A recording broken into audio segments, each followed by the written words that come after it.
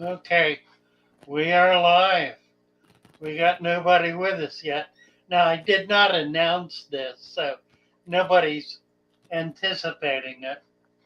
We're It'll it'll sneaking up on. it'll begin to pop up um on people's streams screens. We got two in, so we'll get up to 20 or 30 probably. We So got a until couple people, got a couple of folks here now. Hi guys. We did not promote this ahead, so we're doing it kind of cold turkey. we're Um, sneaking up on you. it's gone to 9. We now have 9 people Hey, in with us, so it's perking right along. we've got a coven.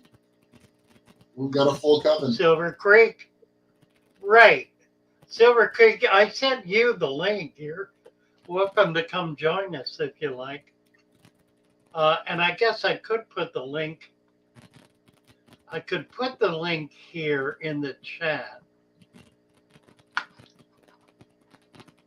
It's a little odd.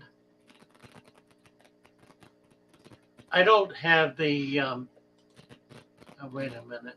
There's something else I need to do, I think.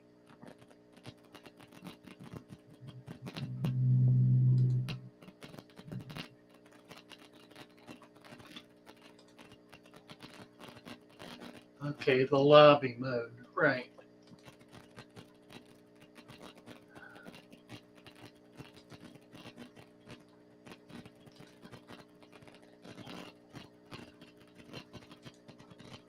Okay.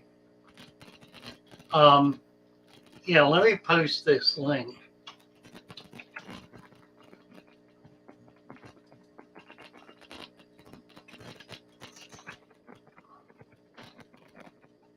Use the link I've got posted. Um,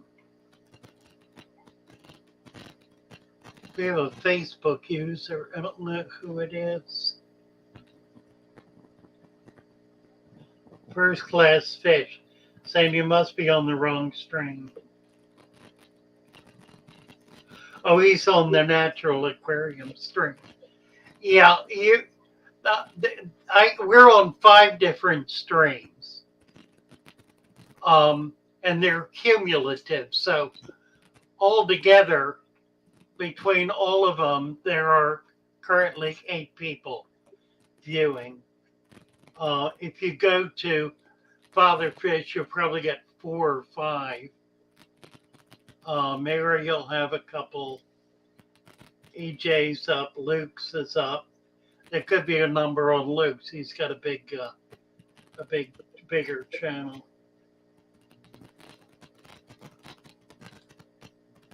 Anyway, so there's all that. You're on the Father Fish stream. Okay. Well, that's what it's all about. We've got a lot of different streams open. Chew, hello. How are you? There's so many streams where we're coming at downright river. Really? That's the hope.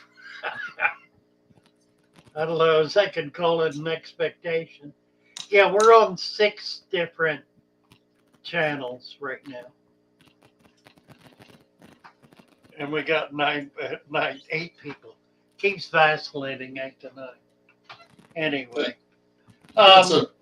Someone's going to find us by accident just because we're on so many. Well, that's right. That's right. RJ, yeah.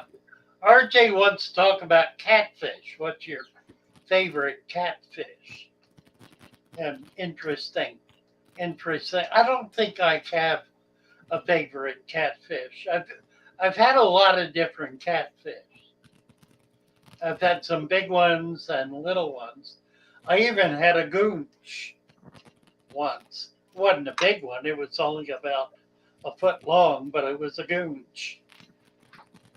So that was pretty cool. I've always enjoyed catfish because although I don't actually have any now, but they're just so unique. Everyone is unique. I had the walking catfish, which is a phenomenal fish. That is just great. Had the electric catfish. That was a once in a lifetime experience that I had for 19. Yeah, I've had those. Did you really? Wow. Yeah, 19 years. Oh yeah, and so it died in a tragic fish-related accident. But aside from that, it was 19 years old at the time and still doing fine. Wow. Um, I've had bullhead catfish. They get big, but they're kind of nice. Uh, interestingly enough, bullhead catfish, if you ever see them in the wild, they actually herd their offspring. They have thousands of offspring. Right, And, I've seen that. Yep. right, and the mother and father will herd them. And the intriguing thing is, one will stay with the herd, the other will go to feed. And when she comes back, she'll circle rocks. She won't come straight back to her family group. She'll go to a rock, she'll swim around it, then she'll swim around another rock, and then she'll swim around another rock to see if there's anything following. Right. As she comes back, they are incredibly unique fish. Like I said, a little large for the average aquarium. But then I think how about Mad Toms? You ever do those?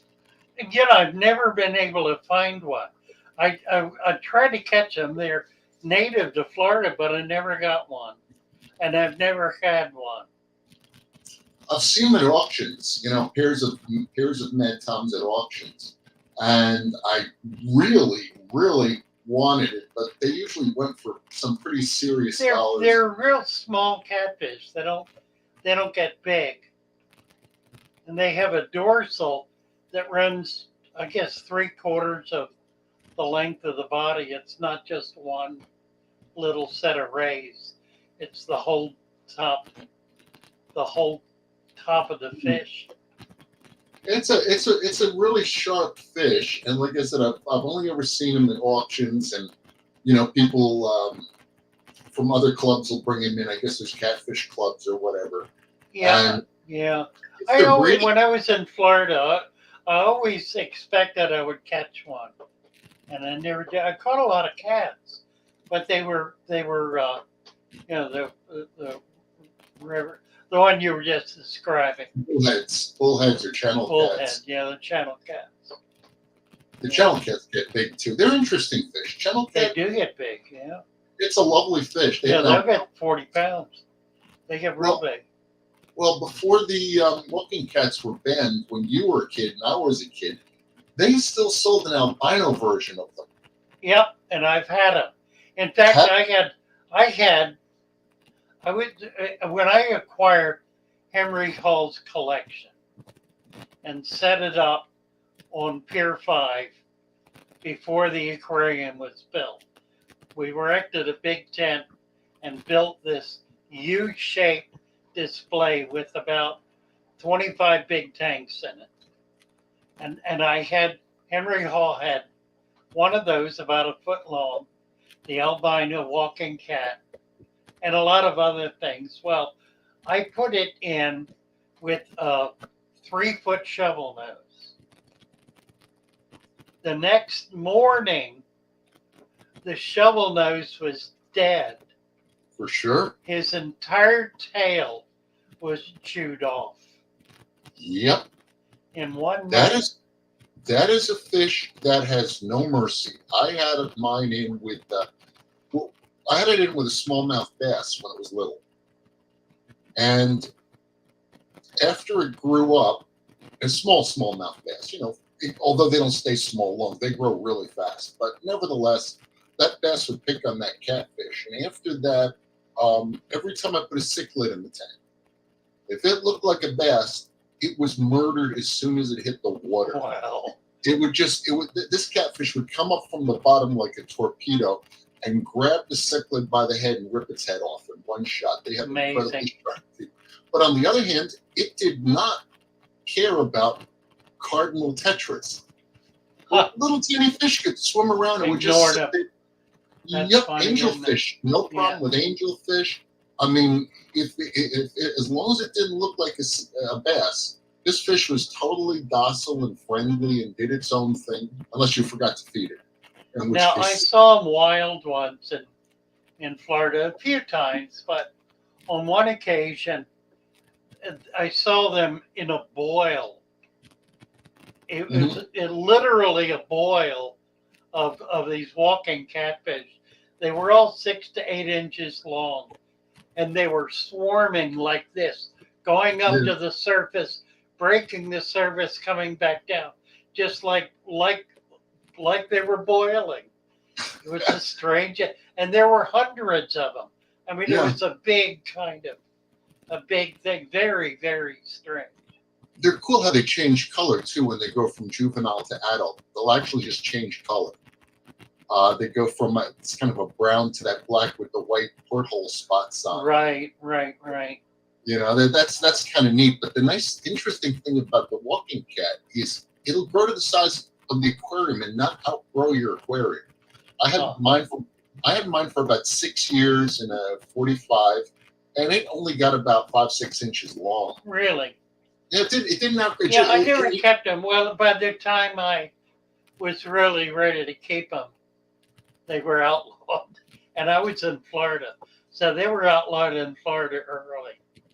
well that went to my advantage because I went to a pet store and I walk in and there's a walking catfish swimming around. And I looked at it, and the owner walked by, and I knew him. You know, I got to know the guys who own the local pet stores, and I looked at him and said, "Damn, you got an illegal fish in your aquarium. It's a walking catfish." Huh, And he just walks over, grabs the net, grabs a bag, scoops it out, throws it into the bag, and hands it to me. He says, "No, I don't. funny. It's your problem now." Yeah, I used to get that occasionally. People would bring illegal fish in. I got to the point, the first time or two, I sent them out with them, but that was meaningless because they couldn't do anything with them. After that, I would take them and get them out the back door same day. Yeah, no, it was kind of funny. Here you go. And I brought it home, and that I again, they had been banned for a while, so I'd never kept one before. Now I had one, and like I said, I just not knowing what it was, I threw it in a 55-gallon tank with my gas, and it was getting picked on, but it wasn't. It was doing okay. They're fast. The fun thing is if you ever try to catch them when they get bigger, you drain all the water out, and they'll actually just run around the bottom of the gravel with no water in the tank. They're just as hard to catch on land as they are in the water. Oh, they are. That's right. It's not an easy fish to catch. But those are fun. The upside down catfish, the Synodontis, those things you can keep for decades. I've had a lot of them. They're fun. They spiral around when they swim. Sometimes they can't figure out which way they want to go. They're a lot of fun. There's some beautiful Synodontis. I had a collection of. And if you ever collect Synodontis, you'll find out they try to tear each other up. They also heal overnight. So one day you'll see them all shredded, and the next day they'll all be healed again. But I've never had them beat each other up, but I've never kept them in small tanks either. No, it was a 55, but I had about 8 in my collection. Oh, huh. And they were all different. So they beat each other up. But the trick was don't feed them. If you stop feeding them, they stop fighting. As soon as you overfeed them, they'll start tearing each other up. Oh, that's funny. They just have extra energy and then just go at each other for the fun of it.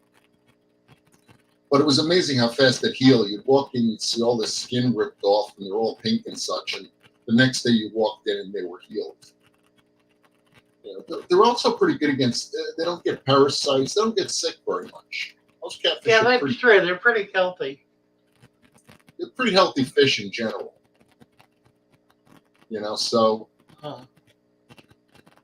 Of course, then there's Corydorus. Most people love those. Yeah, First Class Fish was saying he wound up with 2 panda cories that apparently came in as eggs on some plants he bought from a club member. Food web in his setup must have been decent for them to make it. Yep. Something, that's the fun part about getting plants from a club. everyone's breeding fish, so it's always, you never know what you're going to get in these plants. You know, someone will sell these things, and you put the plants in the water, and all of a sudden, Well, there's all these. particularly if they're doing like killies or rainbows or anything that has a sticky egg. Yeah, you get all kinds of fun things, you know, and it's kind of funny. I mean, when I used to auction, I would even ask, you know, what were these plants in with? And sometimes you get, well, they're in with something, and people might want that. And other times people will say, no, they're in with guppies. The plants are safe. There's nothing going to come out of that. Funny. Guppies or whatever, you know. So, no, I think catfish are, you know, really underrated. I think that you know, people should play with them more. There is a wider variety of catfish in the Amazon than any other genera, any other family of fish. By 80 or 90%. I mean, it's substantially high.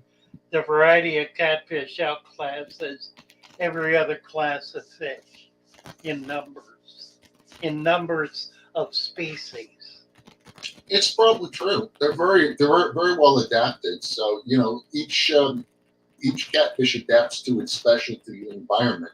So yeah, you're going to get a lot of species. It's something that should speciate rapidly.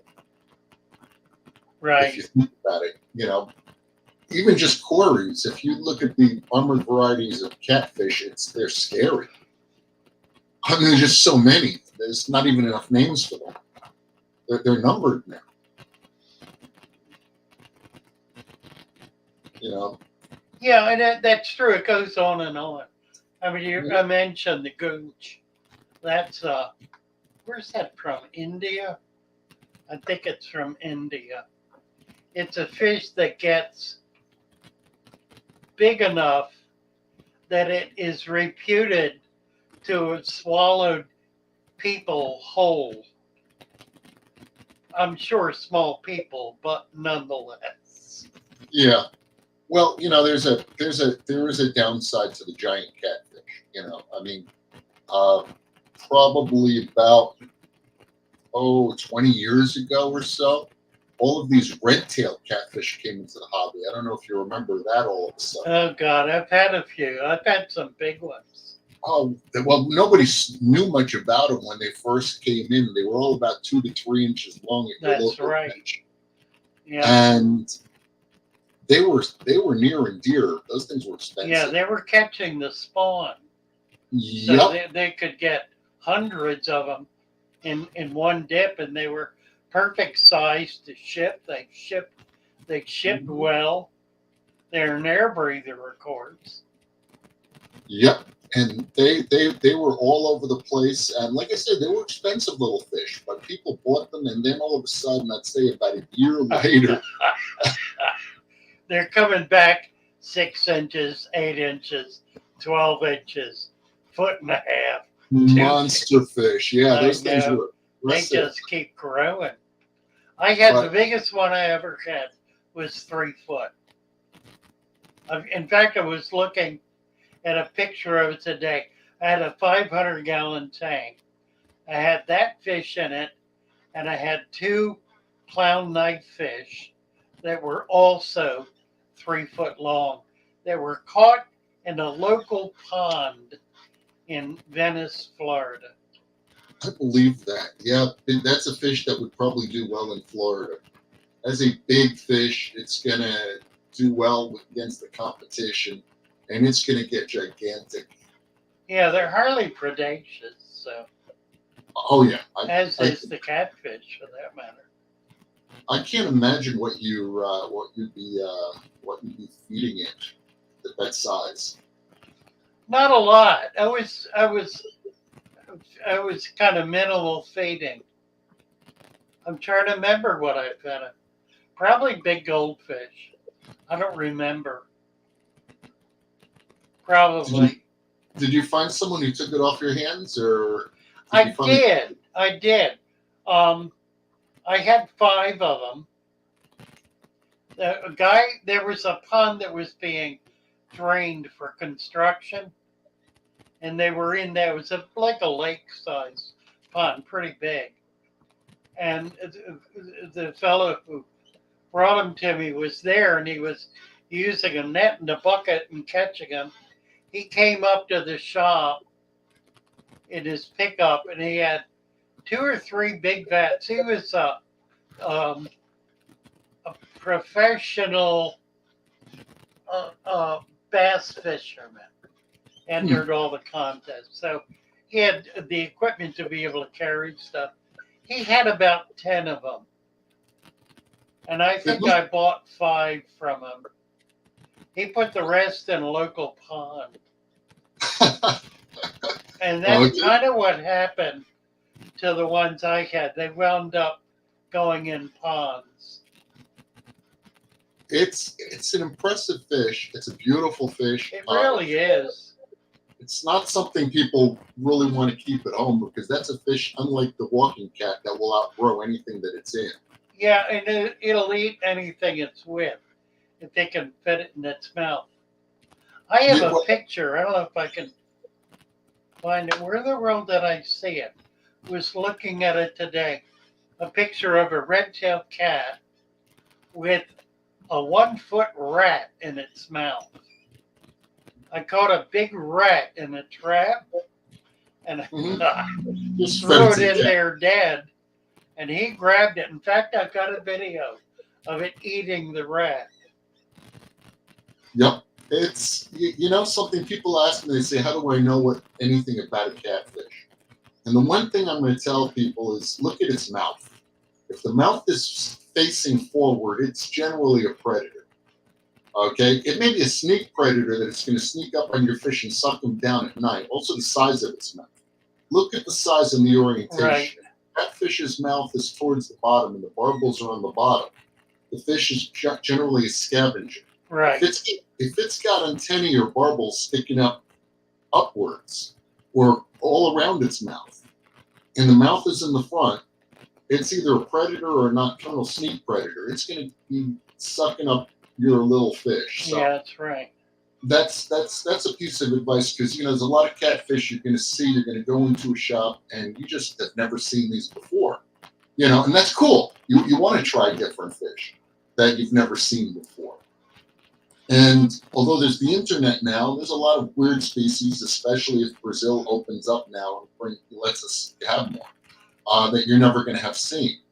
But when you see things like the frog catfish, I don't know if you remember the frog yes. catfish years ago. Yes. Yeah, I've had. There were a couple of fish in that family, a couple of catfish, and I had several. I didn't have them all.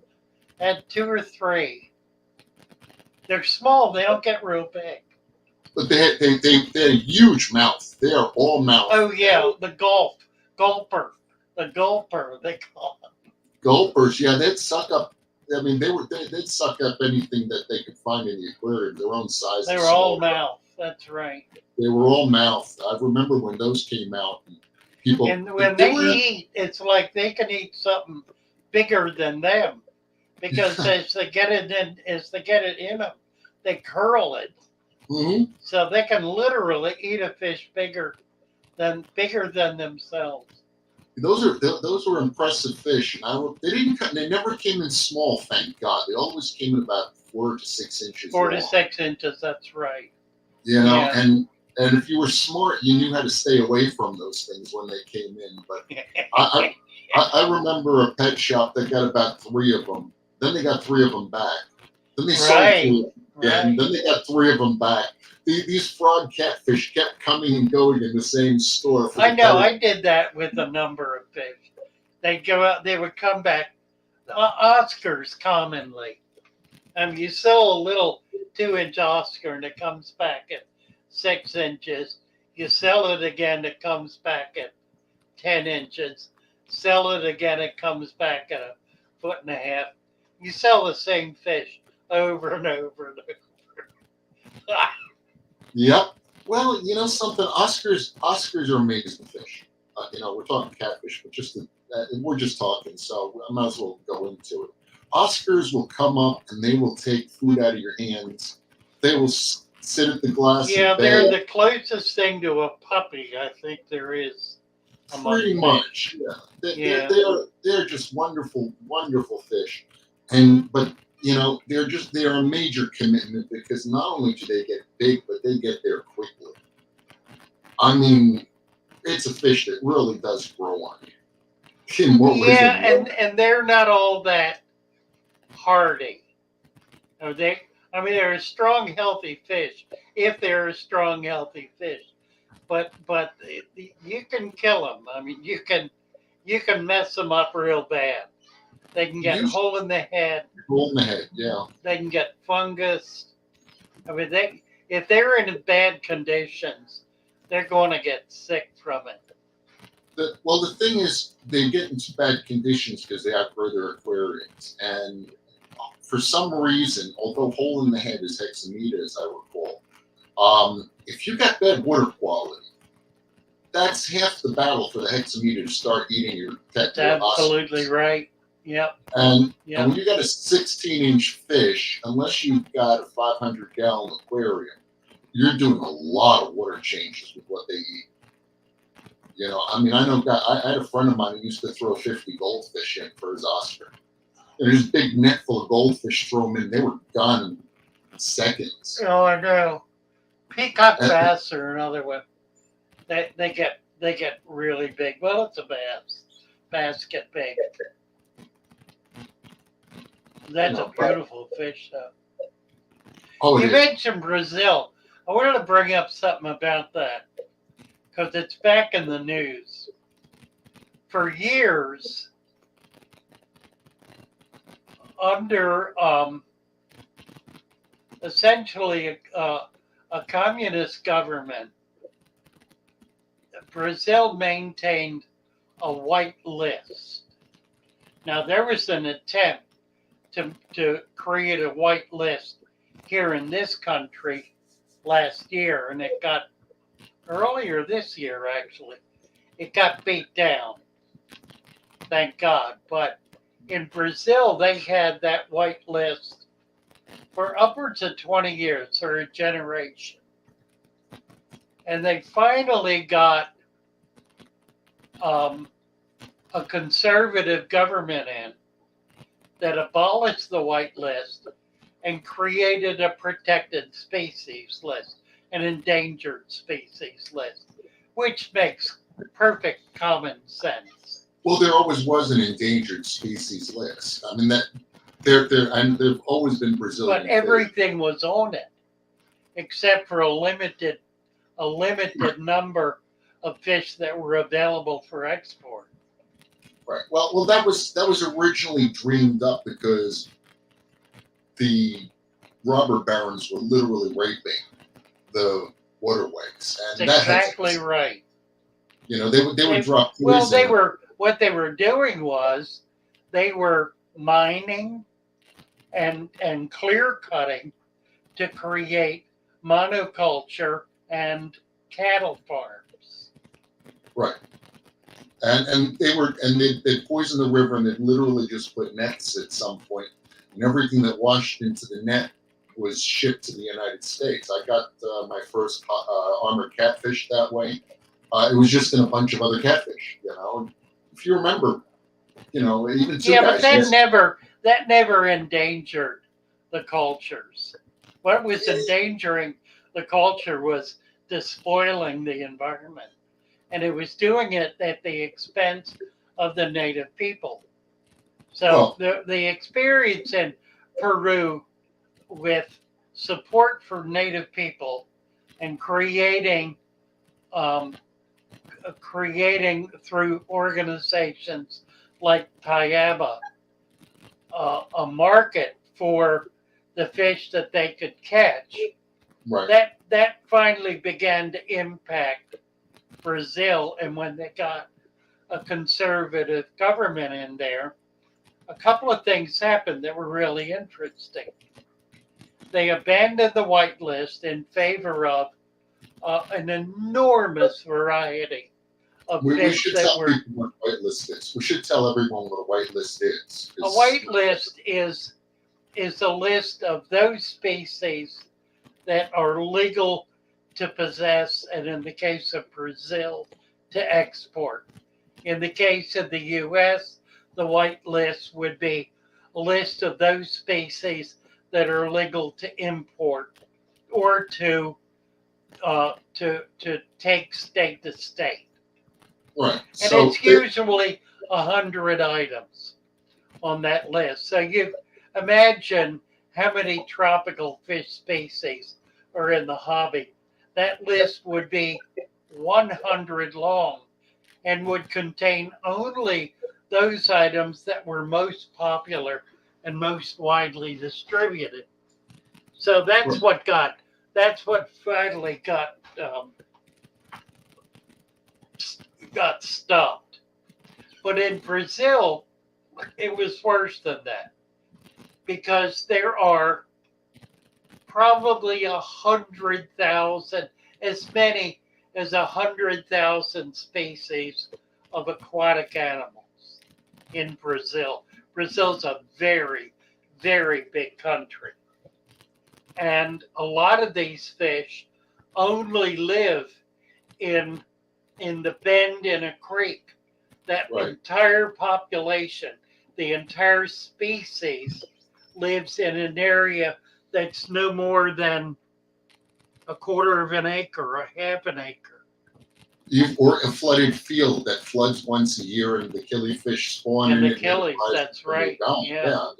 So what's happened that the whitelist was abandoned a little better than a year ago, which opened the door to being able to export whatever people could catch. There's a YouTube channel called Down Under that has been researching the waters in Brazil. It's a remarkable channel. It's called Down Under. If somebody could put the link in, it's definitely worth looking it up and subscribing. He comes out with new videos every week describing new species of fish. And the thing that's so wonderful about what he's doing and what's happening is that they're determining now there are well over 1,000 brand new species of tetra that have never been exported, that are beginning to be exported.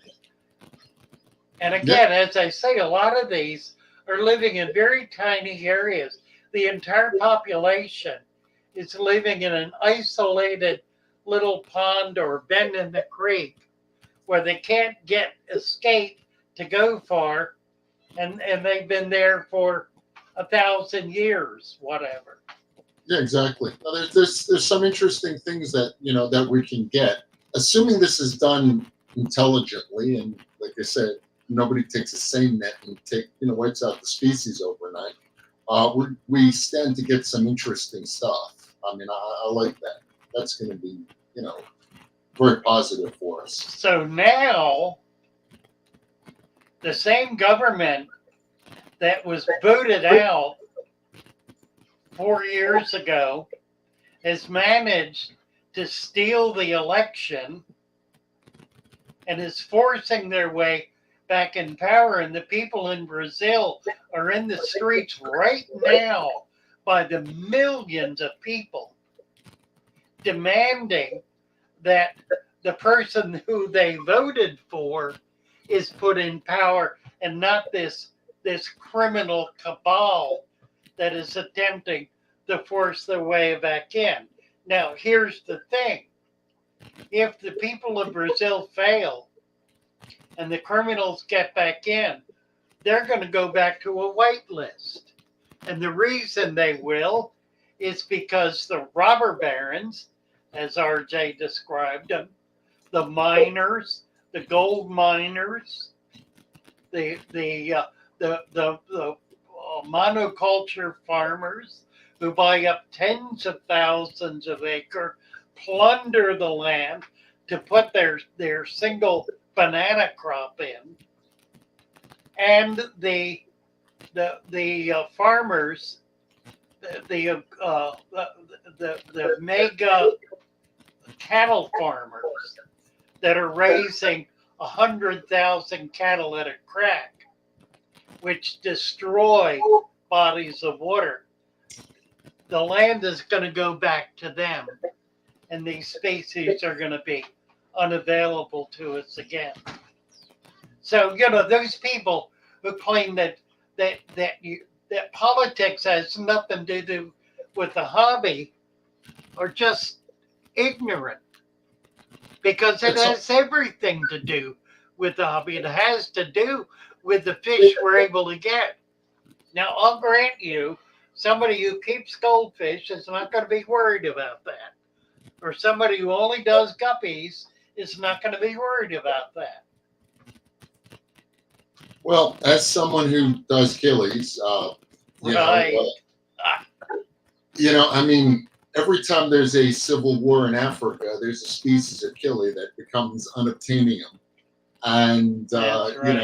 it's literally, there's peace, and all of a sudden you'll get things from Uganda, like Ugandensis, or you'll get things from Congo, or you'll get fish that will reappear again when there's a brief pause in the fighting, and then they disappear again. So over the years, I've seen a lot of species come and go. As much as I think the destruction of the environment has wiped out a lot of very, very common fish from when we were kids. I mean, there was a lot of fish that were wild imports that were dime a dozen. No, I wouldn't say dime a dozen, but they were common. Yeah. I some years ago I had Mexican fish, the Permodon alvarezi, which is a desert pupfish, and apparently the entire habitat of the alvarezi became a Walmart parking lot. Oh. And they became extinct. They literally needed a parking lot, so they just filled the only puddle in the world where they lived. Honest and God. The fish still exists. Thank God, it's in a museum. Yeah, it's in Spain. Was that right? Huh. Yeah, and every so many years they overpopulate and they give them out to the hobby. So alvarezi, you'll see pictures of them on the internet. You'll see them around. It's comical because it's an extinct fish, but it's not extinct in the hobby. Right. It's not an easy fish to breed. I had them, and the female will turn around and will eat its own eggs the moment it lays them. Wow. It just literally lays the eggs, turns around and eats it. And the male beats the female to death, and it's just a real pain in the hindquarters to raise, keep these things going. But they're beautiful. The female, as I recall, is blue, and the male is purple. Bright purple little fish. Cute as hell. Likes warm water, hard water, because it's a desert fish. But literally, let's put it in a parking lot and we wipe out a species of fish right off the planet. Right. So it was a fun thing. My daughter fell in love with it. And, I was down to one. That one lived for about 2 years, and my daughter would go hand feed it. The puppy fish, she used to call it. Oh, the puppy fish. And I'd come up and eat out of her hand, and it was, can we get more of these, Daddy? No, sweetheart, they're extinct. Funny. So, but politics has a lot to do with our hobby. But then, what's interesting about our hobby is that we learn a lot about our environment. We learn a lot about the world, geography, climatology, water quality, environmentalism. It's not a hobby that exists in a vacuum. And what That's it does, right. Yeah. And what it does for kids who have an interest and they have a curiosity, I mean, they start out with, I want to get this catfish or this fish, a hatchet fish. Well, how does the hatchet fish come into being? What environment does it come from? Why is this fish? Why can this fish fly? What's the advantage of flying in where it comes from, or why is it a top fish, or what's the what is the climate that it comes from? These are all these things that kids with curiosity are going to learn. They're going to develop, like we did with curiosity. You know, we went out into the woods. I don't know if I know Father Fish probably did when he was a kid. Go out and play in the woods. Go out Oh and play. yeah, caught my first fish in a stream in the woods in a little Yep. jar. We put jars down in the creek in the stream, and would go back the next day or two. Yep. That's I mean we all went out and we all experienced. Kids these days, I mean, you go to a park, you don't see a lot of kids there anymore. They're home watching the internet. They're watching us. Hopefully you're watching us, kid. Yeah, right. We're telling you about all the stuff you're missing out there, but stay with us for as long as we're on. Then go out there.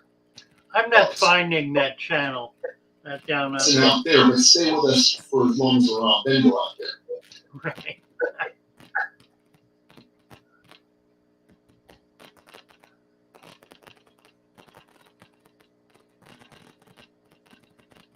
Let's see, I need to get out of this.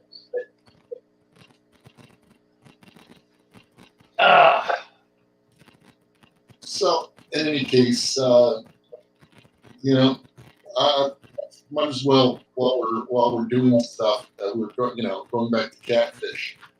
One of the funniest stories I can tell about my electric catfish. We were moving, and we were between homes. My lady friend and I at the time. That goes back before my wife, many years. And we were moving, and her parents moved my aquariums into her garage. Huh. Well, it was a place to keep them, and they had heaters.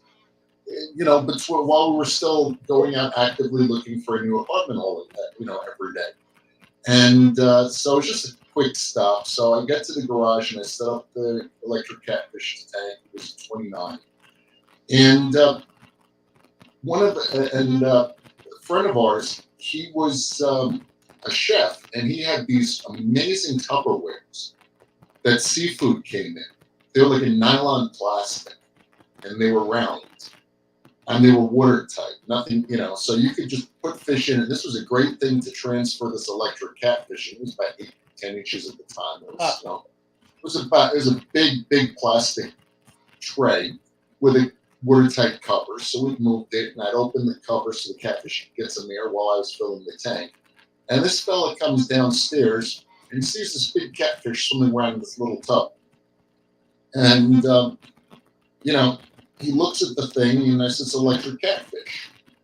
Now, I'm going to preface it by the fact he was an Israeli army. He was an Israeli soldier, a very tough individual, someone who fought in Egypt and the Sinai and whatever. And, very stoic kind of individual, ex-military. And he walked over and he put his hand in there. No, don't do that. Now you can figure this catfish was really angry. He was cold. He'd been in a Tupperware. He was bouncing. He was a real angry fish at that point. And we were standing on a cement floor, a damp cement floor. And this poor fella put his hand into that Tupperware. And he went flying backwards at least 10 feet as literally all his muscles expanded from the shock. He just flew backwards. And he landed, and he was cursing in at least 3 languages. That was amazing. He just started cursing in at least 3 languages. And he looks up at me and goes, I have been stabbed. I have been shot. And I have never felt pain. And I've never felt pain like that before. Wow. This is not a fish you want to mess with. I've been hit by big electric eels. I had a 5-foot electric eel, and he got me once. I bet that tossed you. It did. It shocked me. Yeah. I was a little taken aback by that. I didn't believe it. I thought it must have been a heater that was broken, because that's what it felt like. It felt like 110 volts going through me. Oh, when I got no, I've had heaters that were leaking. You put your hand in, you get that tingling. Or do you remember the old stainless steel light fixtures? Oh yeah, That zap you every time. yeah, you bet. Put your If you finger on that. yeah, Yeah, they were raw. They were. yeah, you put a little salt in the water because you thought that was a good thing to do. That's all it took. And you touch That's those old right. Yeah, stainless light fixtures, and you discoed. But no, the electric catfish, it's got its electrodes right in its mouth, and it just hits you 100%. You just go flying. First time he nailed me, he had a habit. He didn't want to be watched. So he took all the gravel and he built a wall along the front of oh, the that's cart. funny. He just took all the gravel, just moved it up, and made a wall so we couldn't see him. And of course, that's not tolerable. So I'd reach in and I'd put the gravel back. Right. He would hide in his cave. Electric catfish love caves. If we're going to do one, make sure there's a cave. All catfish love caves. Yep. And so I'm putting the gravel back, and he's just watching me. And then I looked away for half a second, and he just bang. That was it. He was mad, and that was a shocking experience. Really? Electric fish, they're a lot of fun, folks. They really are. Handled with care, but they're a lot of fun. Kevin Rosenberg. Hello, hello. We have any questions from the? Yeah, I haven't seen any. They're just kind of having a conversation that's more or less following our conversation. Anybody have any particular catfish they want us to talk about? Something they're interested in? Let's see. Dooby-doo.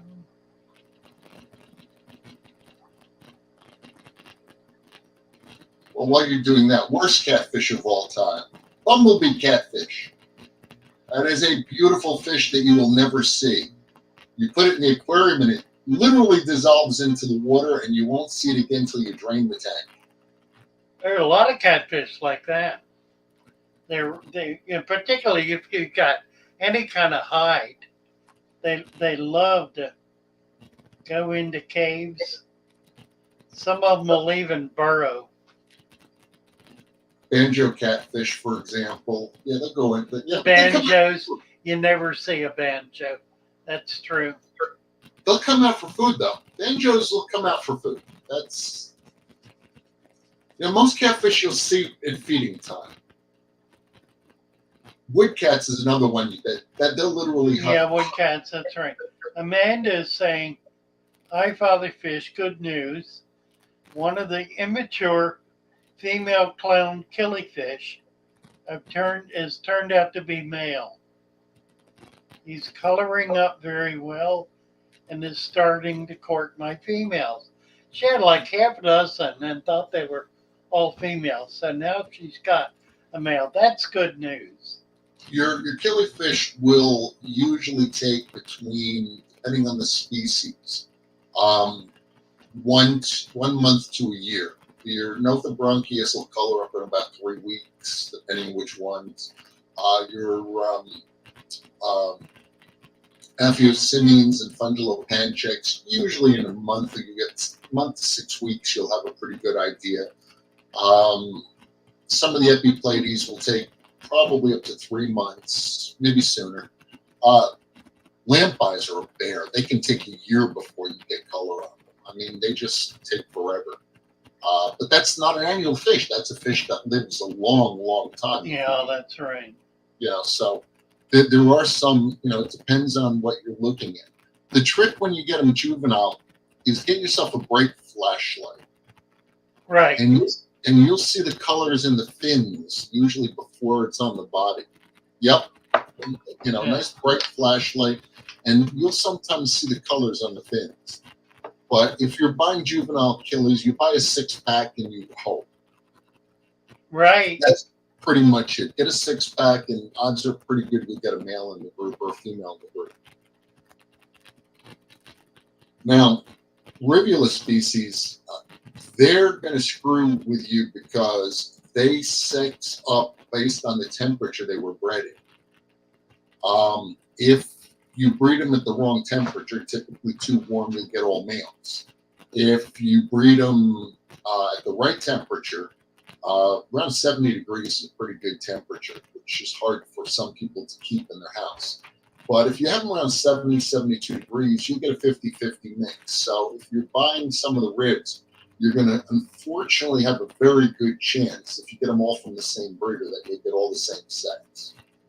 So those you really want to buy are sexed out already.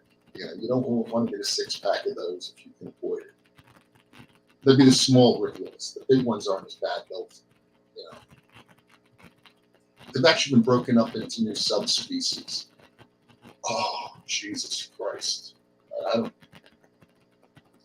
What are the small rivulas? Something simians. They've been broken up. The Madia, Agile, all the little ribs have got into a new classification with the Ziphidius, I believe, and the big rivulus have been split. Right. They're all the same thing. There's little ones and big ones. Just like the, big and little Wallachia, they look a lot alike. Just go by what they look like. You know, it was easier in the old days before everybody had to write a PhD thesis. You know, that's basically what happened. Everybody wants to write a PhD thesis and rename fish. Yeah, I know. So every day we look into it, and someone's renamed our favorite fish. If you're into oddball fish, it's true. Panchaks. Panchaks. That was simple, yeah. Yeah, no, they were panchaks for a while, and then all of a sudden everything got broken up. Don't ghost fish and other night fish use electricity to some degree, other than how sharks and others use electromagnetic currents to navigate? Yeah, that's the lateral line. Well, it's actually even when you think about an electric eel, there are probably people confused by the name. An electric eel is a humongous knife fish. It really is a knife fish. There's no other way to look at the thing. And it's electric. And the smaller knife fish are also electric. You also apparently have, I think, was it elephant nose, whales, right. The freshwater variety. They're electric fish. They have impulses. But probably all of the South American knife fish species are probably, that leaf shape have some electrical impulses, not anywhere nearly as developed as the electric eel. So the answer is yeah, absolutely. They're electric fish, but they won't hurt you. Right. They use that mainly to detect what's around them. Here's a good example of that is the abba, the Gymnarchus niloticus. It's from Egypt, from North Africa. Yep. And lives in very muddy water that you can't see an inch into. Rivers, the Nile River is a muddy river. There's no visibility in the Nile River, and these fish live in that. Well, they have no eyes. They've got little spots. I don't know if they can even detect light. Yeah, I've had them, and it doesn't look like it, but they're highly sensitive through this sensory organ that runs both sides of the length of their body, called a lateral line. Yeah, I was slamming my head into the wall about 2 years ago. I went into a local pet store, and they had 2 of those abbas that were only 3 inches long, and they were like $5 a piece. Babies, yeah. Yeah, and I looked at those, and they were beautiful. They were in They're great such a cool fish. And well, I can deal with that, but I can't deal with the fact that they get 3 feet long or more. Well, that's right. They're pretty slow growing, though. I got one at that size once. I grew it up to about 18 inches, and that took 2 to 3 years. It's still a big fish pretty quick, and for someone who's got mainly set up for small tanks and well, that's true. I had it in a 55, and it was doing really well. But I filled the tank once, right to the brim. I walked away from the hose. When I came back, it was sitting on the lanai, so it didn't hurt anything, but the water was overflowing. So I took the hose out and just went about my business. Well, the fish, while it didn't jump, it came right to the top and it rolled over out of the tank onto indoor-outdoor carpeting, which is very coarse and rigid carpeting. And it was sitting there doing this. Well, it's an air breather, so it could live a long time out of water, but it tore its belly up on that indoor-outdoor carpeting. And I couldn't save it. Yeah, I remember that. I still have it in, I think, well, my father's house has it, and we've covered it with other carpeting over the years because it's really a good carpet mat. It's better as a mat than it was as a carpet. It was basically just shredded nylon that. It's plastic. Yeah, it was a tough plastic. But it's rigid. Yeah, it's rigid, and it's like those scrubbers. It's that's exactly right. Made out of scrubber. It was popular back in the 60s, and there was a lot of people who were frugal who, went out and said, it was cheap. It was dirt cheap. Yeah, easy to clean. You could hose it down. Came in generally dark colors, blue, green, that. Right. And I haven't seen it in years. Lost my favorite fish of that stuff. It was they were both beautiful, and I was crying that I couldn't take them home. I mean, the price was dirt. That really is cheap because they're a lot more expensive than that typically. I don't know why they were so inexpensive, but they were literally in the little tank as you walked into the store. As kind of promotional thing or whatever, and there was 2 of them, and I'm looking at it going, "Wow, look at that!" I called my daughter over and said, "Yeah, you cannot ship them with each other. You can't ship a bag of babies because they kill each other. You put 2 babies together, and in about an hour there'll be one dead one." Well, same thing with electric catfish. I saw at a pet store. They opened up a bag of baby electric catfish, and they were all half fried. Right. So, I mean, they literally just electrocuted everything that killed each other. Yeah. So it's and they're also from the same region. They're also from the Nile area. Electric catfish. That's another Egyptian fish. Are they? Yeah. But also tiny little eyes. And they don't really need them. By the time mine was 19 years old, it was cataracts and blind. But it was still perfectly able to catch its food. The other odd thing was it would generally never eat all of its food. It would leave one goldfish or one whatever in the tank with it so it had company.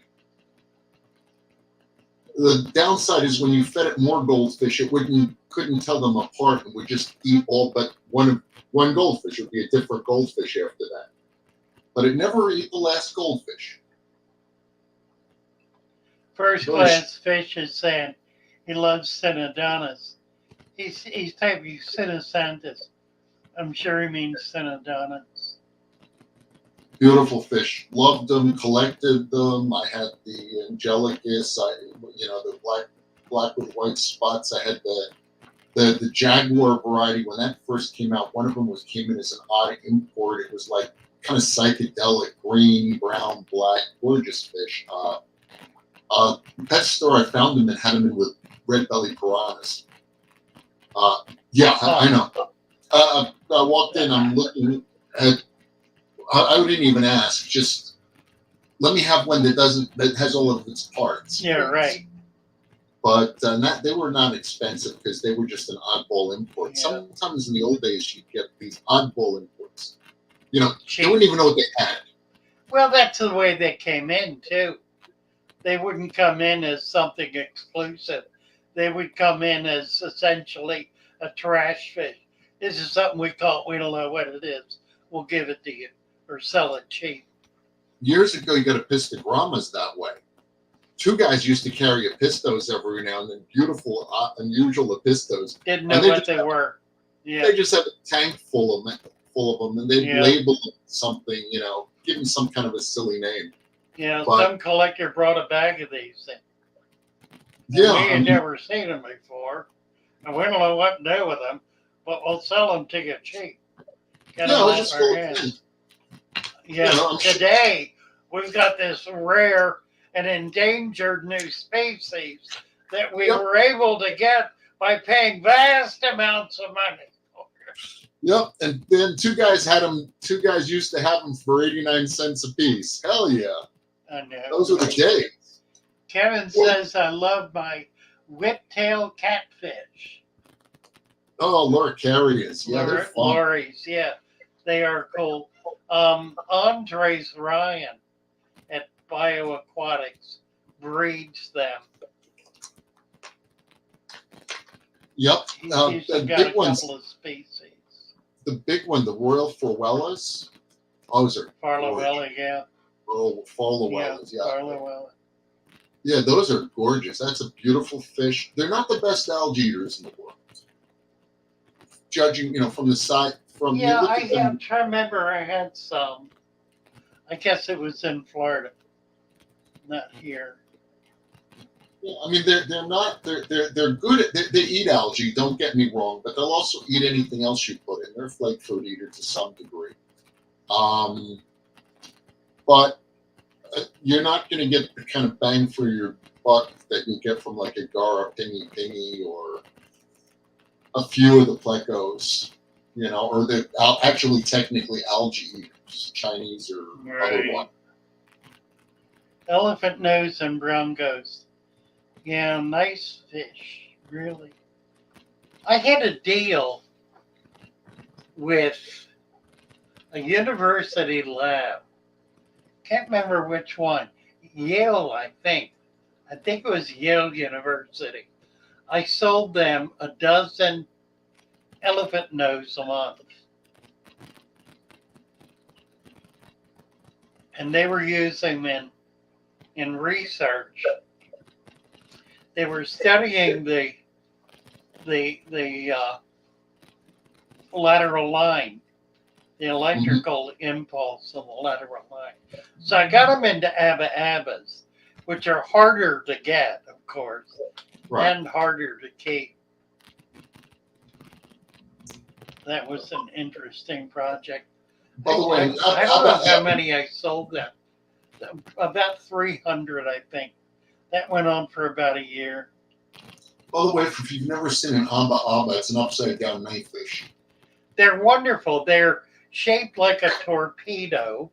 Mm-hmm. They have a blunt nose. They look like a submarine with a blunt nose and a tail that comes to a point. They have one fin they've got three. They have a dorsal fin that runs the entire length of the body. And then two little tiny paddlefish. Good. Yep. Paddle fins, rather. Yeah, it's like a knifefish, except they're upside down. And they're round. They're perfectly round. Yeah. Super fish. Really neat fish. Yeah, like I said, I cried when I looked at him, and it's like, oh man, if I just had, 125 or something set up at the time, that would have been nice. Yeah, really. It's not a fish you want to do anything. Yes, we are live streaming right now. We're live streaming on 5 different channels. It's a nice knifefish, being kind of rambling. The African knifefish. Unlike the South Americans, the Africans got a lot of personality. It has no dorsal fin. Right. Yeah, I'm just trying to think that kind of opened the door to the arowana, the Asian arowana, the barramundi, the red arowana, the silver, and the black. Black, I remember. They're all over. It's a species of fish that's found all over the world. Mostly banned in the United States. All the Asian ones are. That's why the Asians are banned. Yeah. Well, the red. Yeah, I guess all the Asians. The barramundi is. Mm-hmm. Yeah. The red is. Yeah. Is the black still available? No. Well, I don't know. It's banned in Florida. The only one you can get in Florida is the silver. And of course, they're all bred in captivity now. And the red, which is a remarkable fish, is it's extinct in the wild. I think I may have seen a red when I was probably around 12 years old, not since. And I had a black back. Yeah, they're illegal in the U.S., which is, there's no point to that because, number one, they cost a minimum of $5,000. Number two, they're all chipped. They all have chips in them. They're bred in captivity. There's absolutely no point to them being banned. Well, I think they can live in colder water. I think they go with like snakeheads, where they can live up to Maryland and anything that can invade Washington. Well, that would be wonderful. I mean, imagine a fish like that. I've always said that what's the Arapima? Yeah. If there's one fish that I would support as an invasive species, it would be the Arapima. You might have your wish. Pardon? You might have your wish. There was a farm that was raising them that got flooded, so they may be loose. I heard that that there have been one or two that have been found dead or caught. They may have gotten loose because I know there was a farm. That's true. Yeah, a friend of mine was working for that. There was the branch of that here in New Jersey, where they had Arapimas up here in New Jersey too. And apparently the project turned very bad before he left. He's not working there anymore, but he said they lost most of the fish, and the Florida farm had gotten caught in a flood. So that was a problem. Again, I don't know the details or anything, but if the farm got caught in a flood, some of them may have gotten out. And, so I don't think the project's dead now. But Rosario told me those.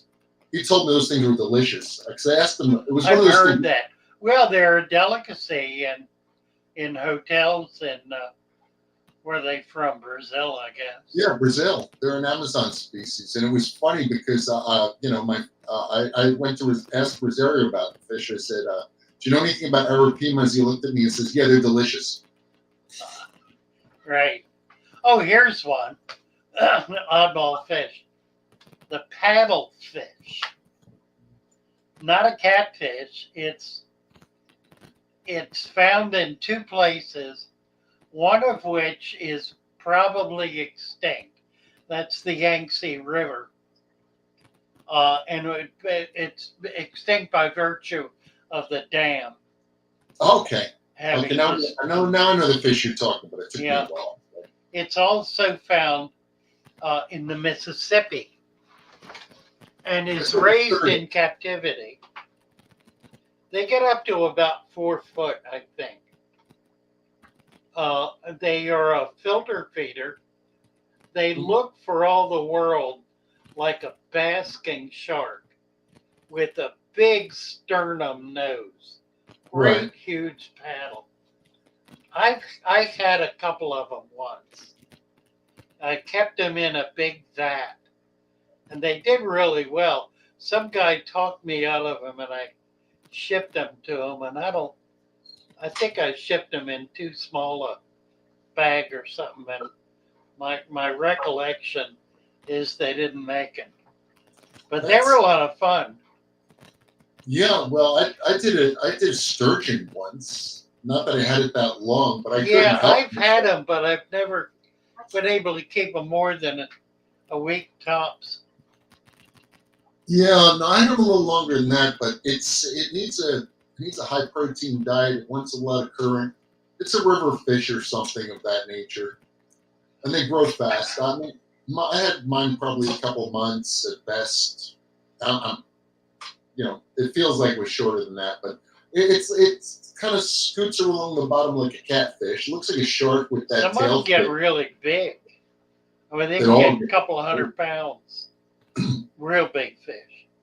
It's There's a Gulf of Mexico species, a saltwater species, that was raised in captivity as a food fish for a while by Moat Marine Research Facility. They had they set up an aquatic research facility as a part of that. They were raising them. They were selling roe and fish.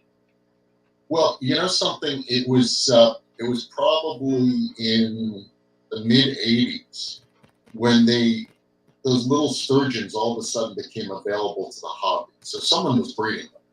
Yeah, they were coming out of the north. Were they? Yeah. They were not doing well. They wanted cold water. Yeah, okay, that's probably where we all screwed up too. They probably wanted more cold water. Yeah. But as a kid, I always they're wanted like a stickleback. You can't keep them in warm water. Or perch. They won't live. Yeah, or a yellow perch, right? Yellow perch is another fish you'll never get home from the pond in a bucket. Yeah. By the time you get it home, it's dead because the temperature went up. Pretty fish too. And if you know how to fish for them, I knew guys who used to go up and they would pull up dozens of them. You just find the deepest spot. It's a wonderful eating fish, much better than the white perch. Did you ever try cleaning one? As a kid, I don't remember. Yeah, they have big, thick scales. So fly everywhere. You clean a perch, you have more scales on you than the fish did. By the time they pop off. Yeah, they just pop off. Now that was a horror fish to clean. But for people who know how to fish for them, they go to the certain depth in the lake, and that's where they just pull them up by the hundreds. You ever see them do a spawning run? No. They kind of leap out of the water. All hundreds of them in a giant swarm. They'll come up to the top and they just leap out of the water, and that's how they spawn. Huh. It happens in early spring when the water's still cool near the top. Nice. And I was out. I only saw it once in my life. I'm just rowing along, and I looked Where out. was that? It was up in North Jersey, up in Lake Really? Place. And there was hundreds of them. And the thing is, unless you fished the deep water, you never knew there was a perch in the lake. Well. You had to go to the deeper section of the lake, and down there you could bring them up by the hundreds. The guys who you put them on worms, and there'd be guys with bamboo poles, the old time Russian guys from lived up there that come down with 10 bamboo poles that were made out of old carpet rods. And they would stick them all over around their boat, and they just put them to the bottom, and then they just pull up perch one after the other as soon as they saw the, Amanda says, I was at Petco the other day. They had something they called a golden dream killifish. It was real pretty. It sounds like golden top minnow. Gold wonder. Golden, it sounds like golden wonder. She's calling it a golden dream killie. Probably a golden wonder. Yeah, it's an epiplatus species. Epiplatus. Oh, jeez. Will come to me sooner or later. They are pretty common fish. It's the fungulus. I think the fungulus is prettier. Very underrated fish. It is. But you know something? I had epiplatus, and they're prolific as hell. You get them, you'll have millions of them. They'll lay eggs all over your plants. If you move your plants around your fish room, babies will hatch everywhere. It's a tough little fish, and they jump. Those suckers, if you don't have a cover on the tank, you'll have fish on the floor 100% of the time. They will jump from aquarium to aquarium. I had lids on all my tanks, and they were somehow leaping around. So I had a green. Oh God, it was a green one. It was all green, and it was. Someone gave it to me and said, "Here, I'm moving. You can have these." They were pretty, and then all of a sudden they were everywhere. But the golden one. Amazing, yeah. Gladys. Amanda, does anyone know if my trapdoor snails will eat my clown killifish eggs? No, they won't. The giant Japanese pond snails, they don't eat eggs. If you have any, yes, that's a shocker. That is, the giant Japanese pond snail, which is one of the more common of the trapdoors, the big ones. It's a big one. It would be the giant Japs. They are phenomenal fish for egg-laid species. They really don't eat eggs. They eat algae. That's literally what they want to eat. Mystery snails will eat eggs.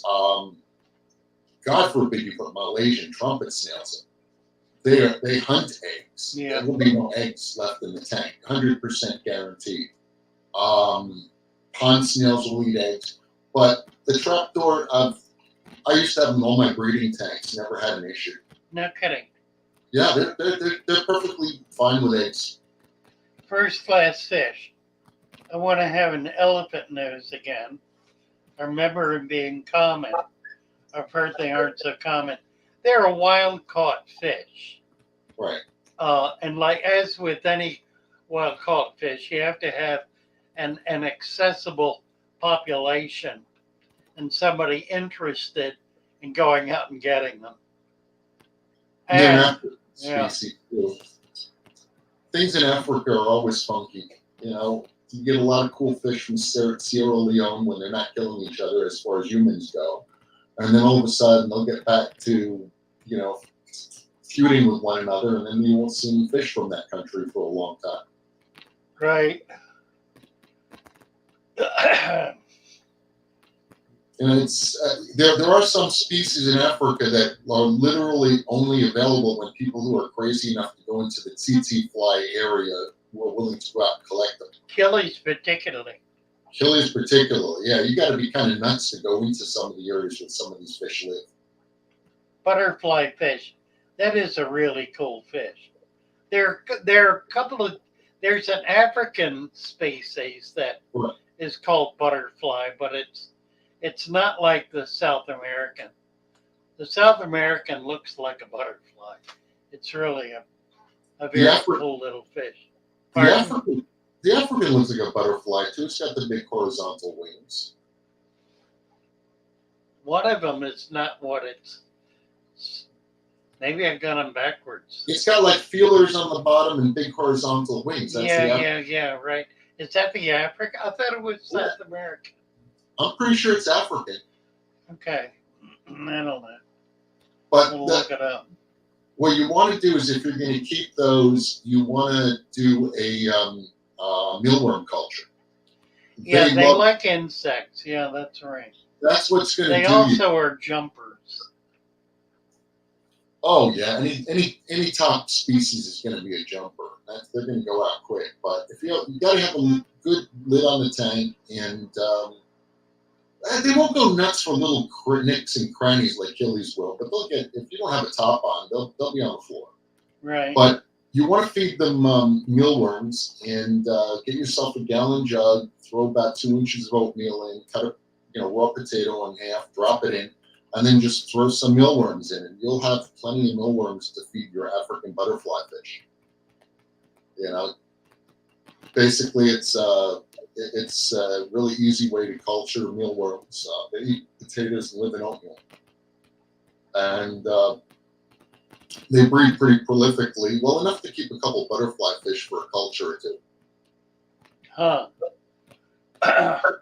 Horizon says to Luke, what do I have to do to breed a mono shrimp? you have to you have to you have to create an environment where they can get into brackish water, lay their eggs, and then get back out of it.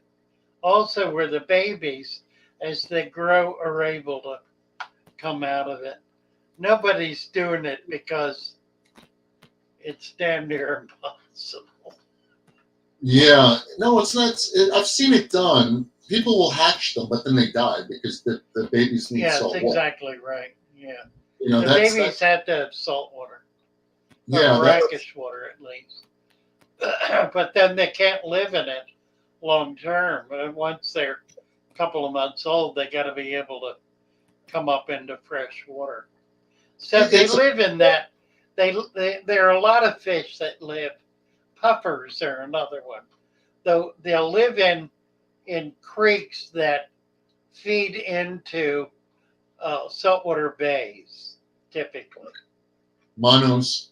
Yeah, manus are another one. Right. The adults will mature in fresh water. They'll egg up. They'll swim down into brackish water, lay their eggs. Eels are another one. Then Eels, they yeah, come back up into fresh water or as vice versa. little There's ones. something like salmon go upstream. Salmon are just the opposite. That's right. Yeah. I mean, it depends on what you have to understand is that marine water has an incredible diversity of microfauna. That's exactly right.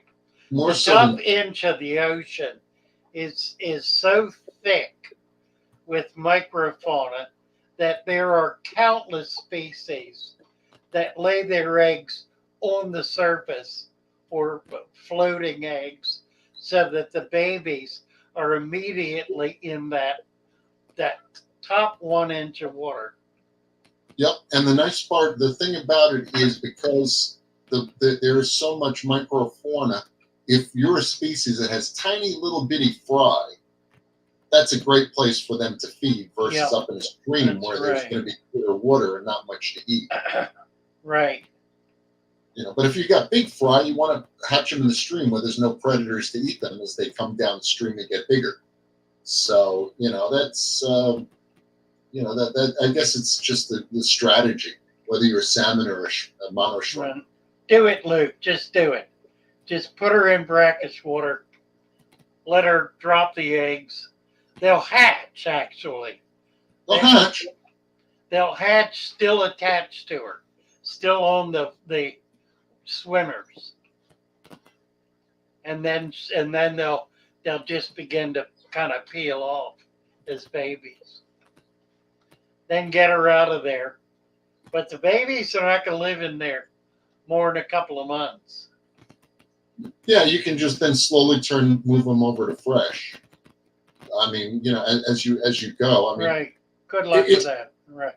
It's been done, but I don't know. I've never read a good breeding report on it. I mean, I'm sure there's something. Exactly. I'm sure it's doable. It's like a lot of other things. It takes figuring out precisely the steps that are involved. And sometimes, you get one thing in front of another. You have to keep trying it over and over again until you get the sequence right. And then it'll click and you can do it every time. But it might take you years to get there. Yeah, it's in the end, it's a cookbook recipe, but until you know what goes into what the ingredients are and what the times are or whatever, usually what happens is some screw up does it wrong and gets it right. Yeah, exactly. 8 times out of 10, you see that. That's right. Some 10-year-old girl has got nearite snails reproducing, and you look at that and you go, but how? How are they doing? Right. Well, they got sick and I put salt in. Yeah, I just put a lot of salt in and look what happened, or whatever the magic ingredient is. I thought my logs were rotten. Well, the white spot, my logs had ick. Yeah, I put salt in to cure the ick. And look, I got earache nails. Look at, how much salt did you put in? What kind of salt? Let's figure it out. Right. Oh, I don't know. It was on the kitchen table. I just dumped it in. Yep, exactly. And that's, The code. The code. What is the code? Can I bring my hydrometer over? Yeah, that's pretty much where you're at. Right. Well, there was a renowned Killy person for years who used to sell pairs of Rivulus Ophidius. And in his house, he had a 50-gallon tank of all male Rivulus Ophidius. Huh. And once a year, he would bag up about maybe 50 or 100 of them. And he would ship them to California and get a bag of females back from someone in California. Huh. And because the other fella got all females and he got all males. Oh, that's funny. And both of these guys were keeping them going. And I asked him, I said, how do you breed them? So this is what I do. He tells me all about it. And then another friend of mine who'd been at his house walks over, taps me on the shoulder and says, it doesn't work. It gives you all males. He gets all his females from California. That's funny. That's funny.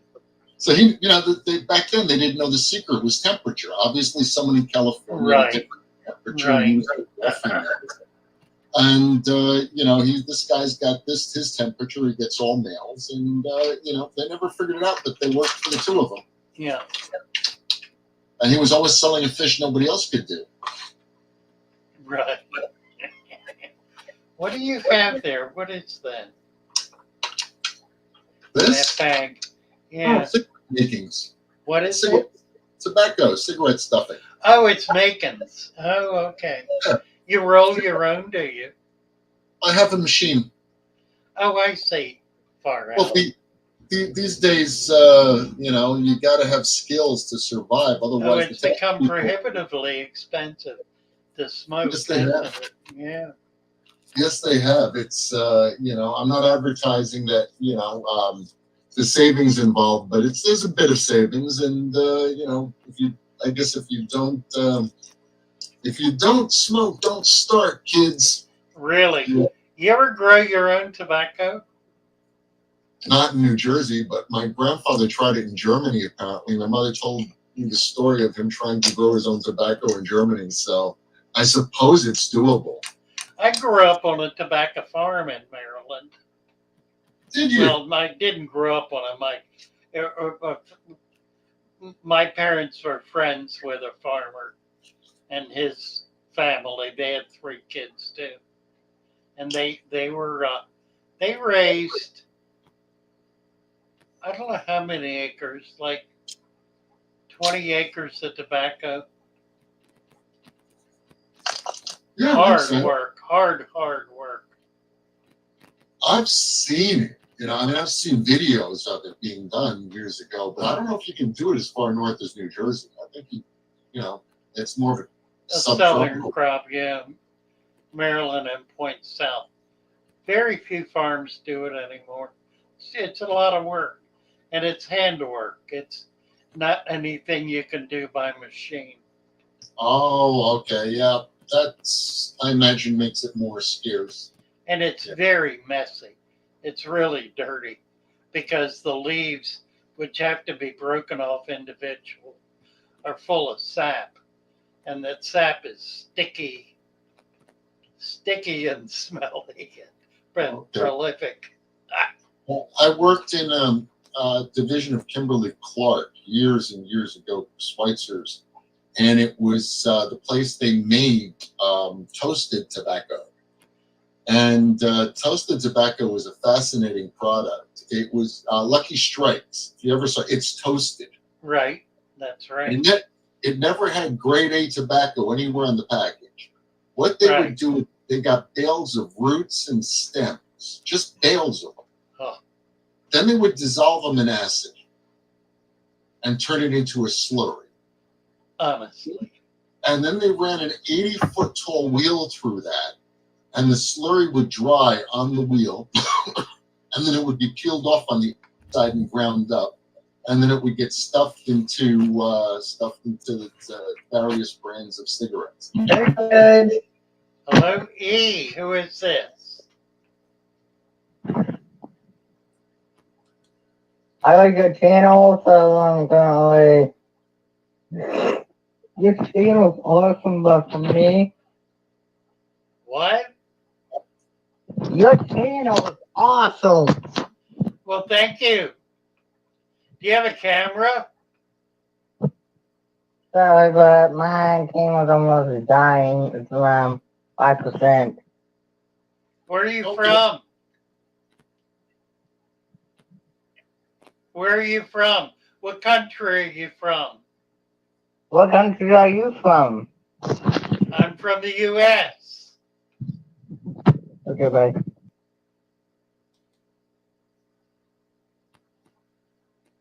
He's muted. Okay. We had a guest. We had a visitor. I think I just killed myself. What happened? No, I hear you.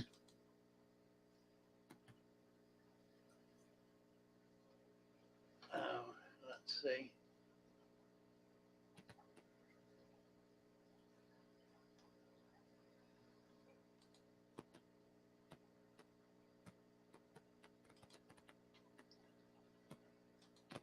I just kicked him out.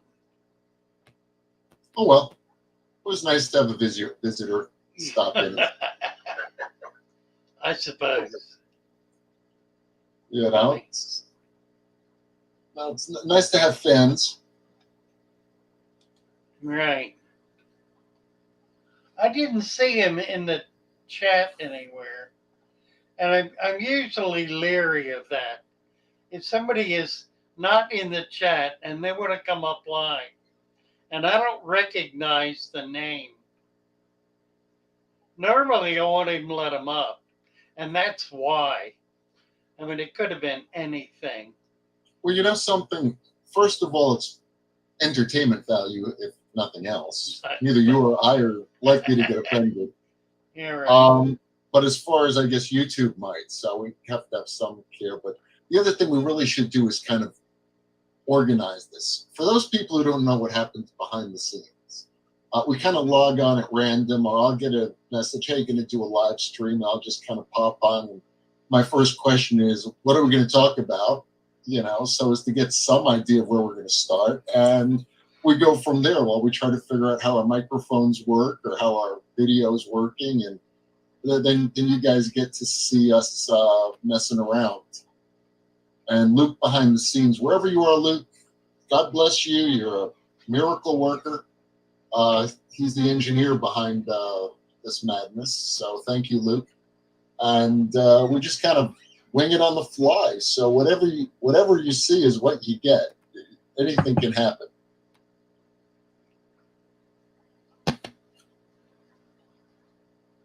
This is What has happened? somebody was trying to join, and they Okay. didn't even have a name, just an icon. So I rejected it. Guys, you must have a name. You know, if you want to come up, anybody I know, anybody that's in the chat, anybody who's been active with us heretofore is welcome to join us. If you're somebody I don't know, I'm not going to welcome you in because I have no good reason to. If you want to comment in the chat and give people a chance to get to know you, then that's fine. You certainly can do that. If you're just going to be a jerk or a troublemaker, go somewhere else because I'm not interested. Well, you know, it's not like I said.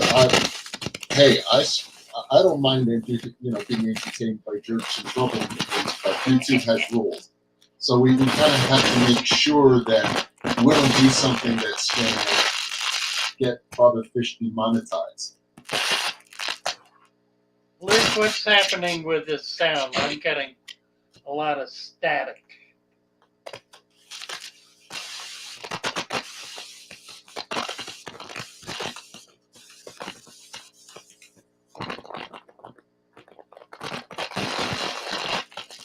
Fletcher Patch, do you have any tanks with Carradina shrimp. Now, I do not yet, but I will shortly. I There's did. 2 people who want to join the meeting.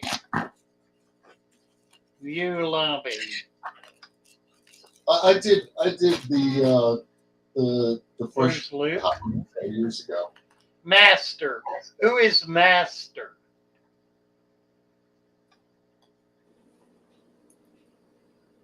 Hey, Luke. Hello. Hey, Hi there.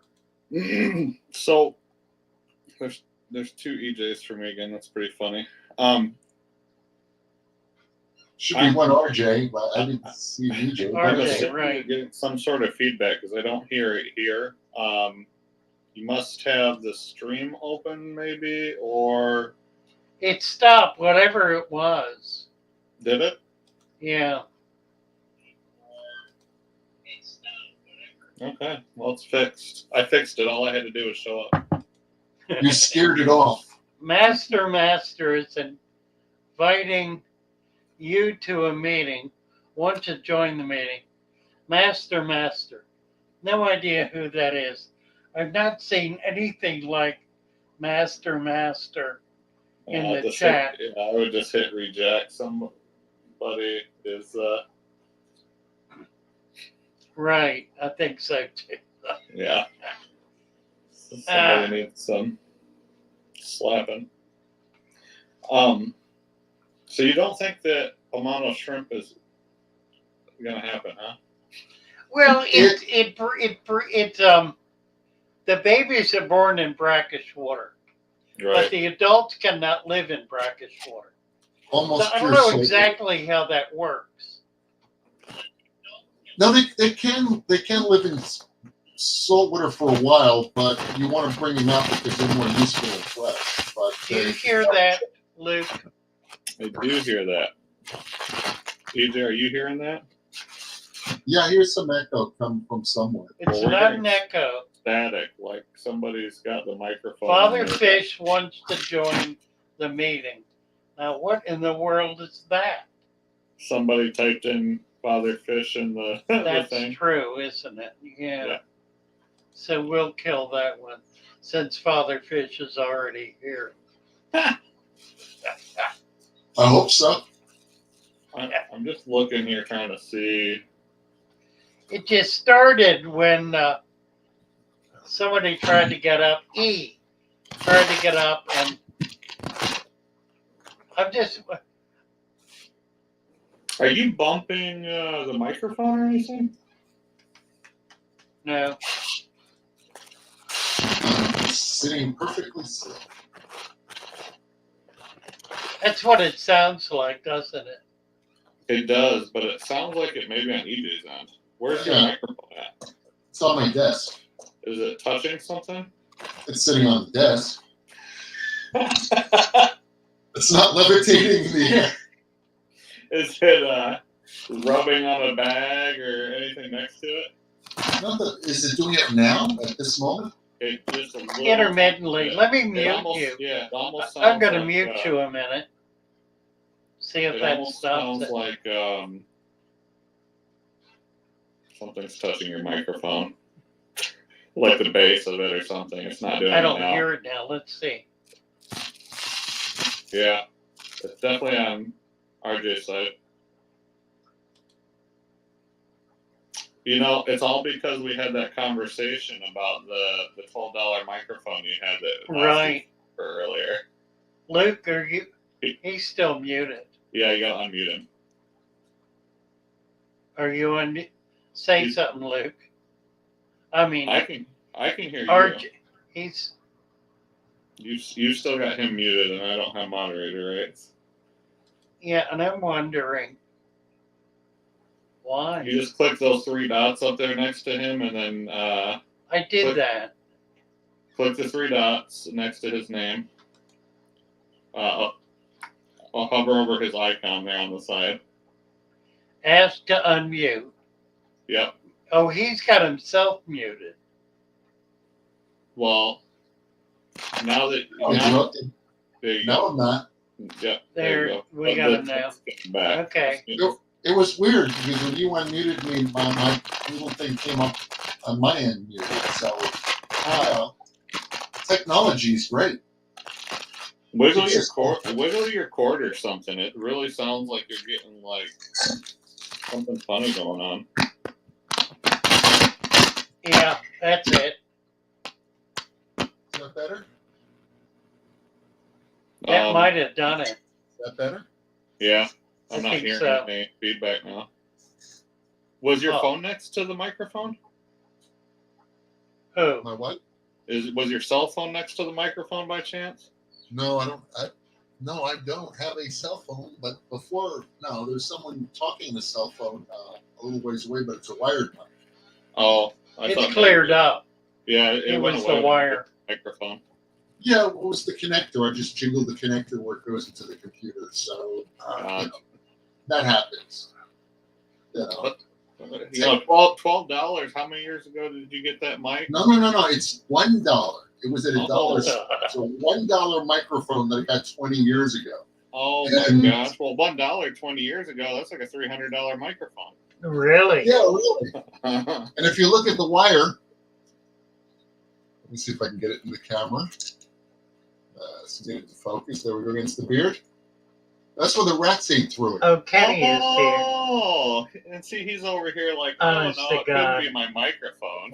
So it's no. That I did. I soldered that myself. I was micro soldered because it's literally that micro thread. Yeah. You know, it's just got like a thin hair wire. Yeah, it's just a couple hairs together, and that was a real project, micro soldering it. But I wasn't going to go out and buy another $1 microphone. Matt wants to know if we breed in dirted tanks. It's worse than that, Matt. It goes way beyond dirted tanks. No, we don't breed in dirty tanks, but our fish do. That's true, actually, isn't it? Right. I don't want to go there. I don't want to. It's not. Let's not go there. That's as far as it should go. But food web. The key is food web. A food web is a rich microfauna and microflora environment in which typically leaves or other humic material. Your father fish is back trying to get in which humic material is put in the tank in order to generate a rich microculture.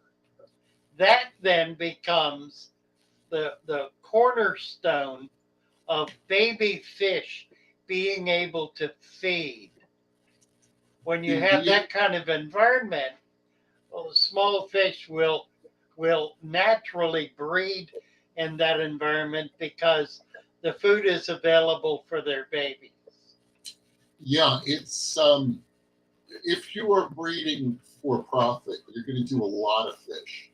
Then you're going to use synthetic measures, or you're going to use synthetic sponges. You're going to use guppy grass. You're going to do a lot of water changes. You're breeding in volume, and in order to get that kind of insane volume, you're going to have to break all the rules of nature, because in nature it just won't work. But if you have a species of fish that's going to be kind of a pain in the hind quarters, and you're not trying to grow 1 million of them, then you want to create as natural an environment as possible for them. You want to do an environment where they're going to get their microfauna. They're going to have plants, live plants of various varieties. They're going to have leafy type material.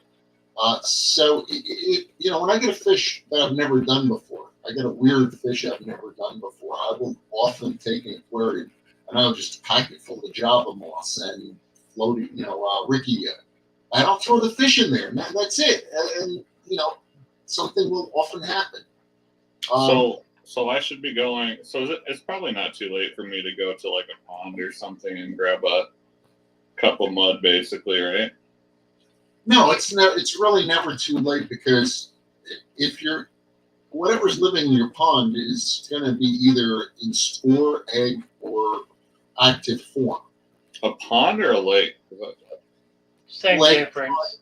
Okay. Basically, same Like difference. I don't really have any ponds per se. Well, go for something clean. Try to pick something that's that's been long established, reasonably clean. Well, any And lake is going to be okay because it's just big open water.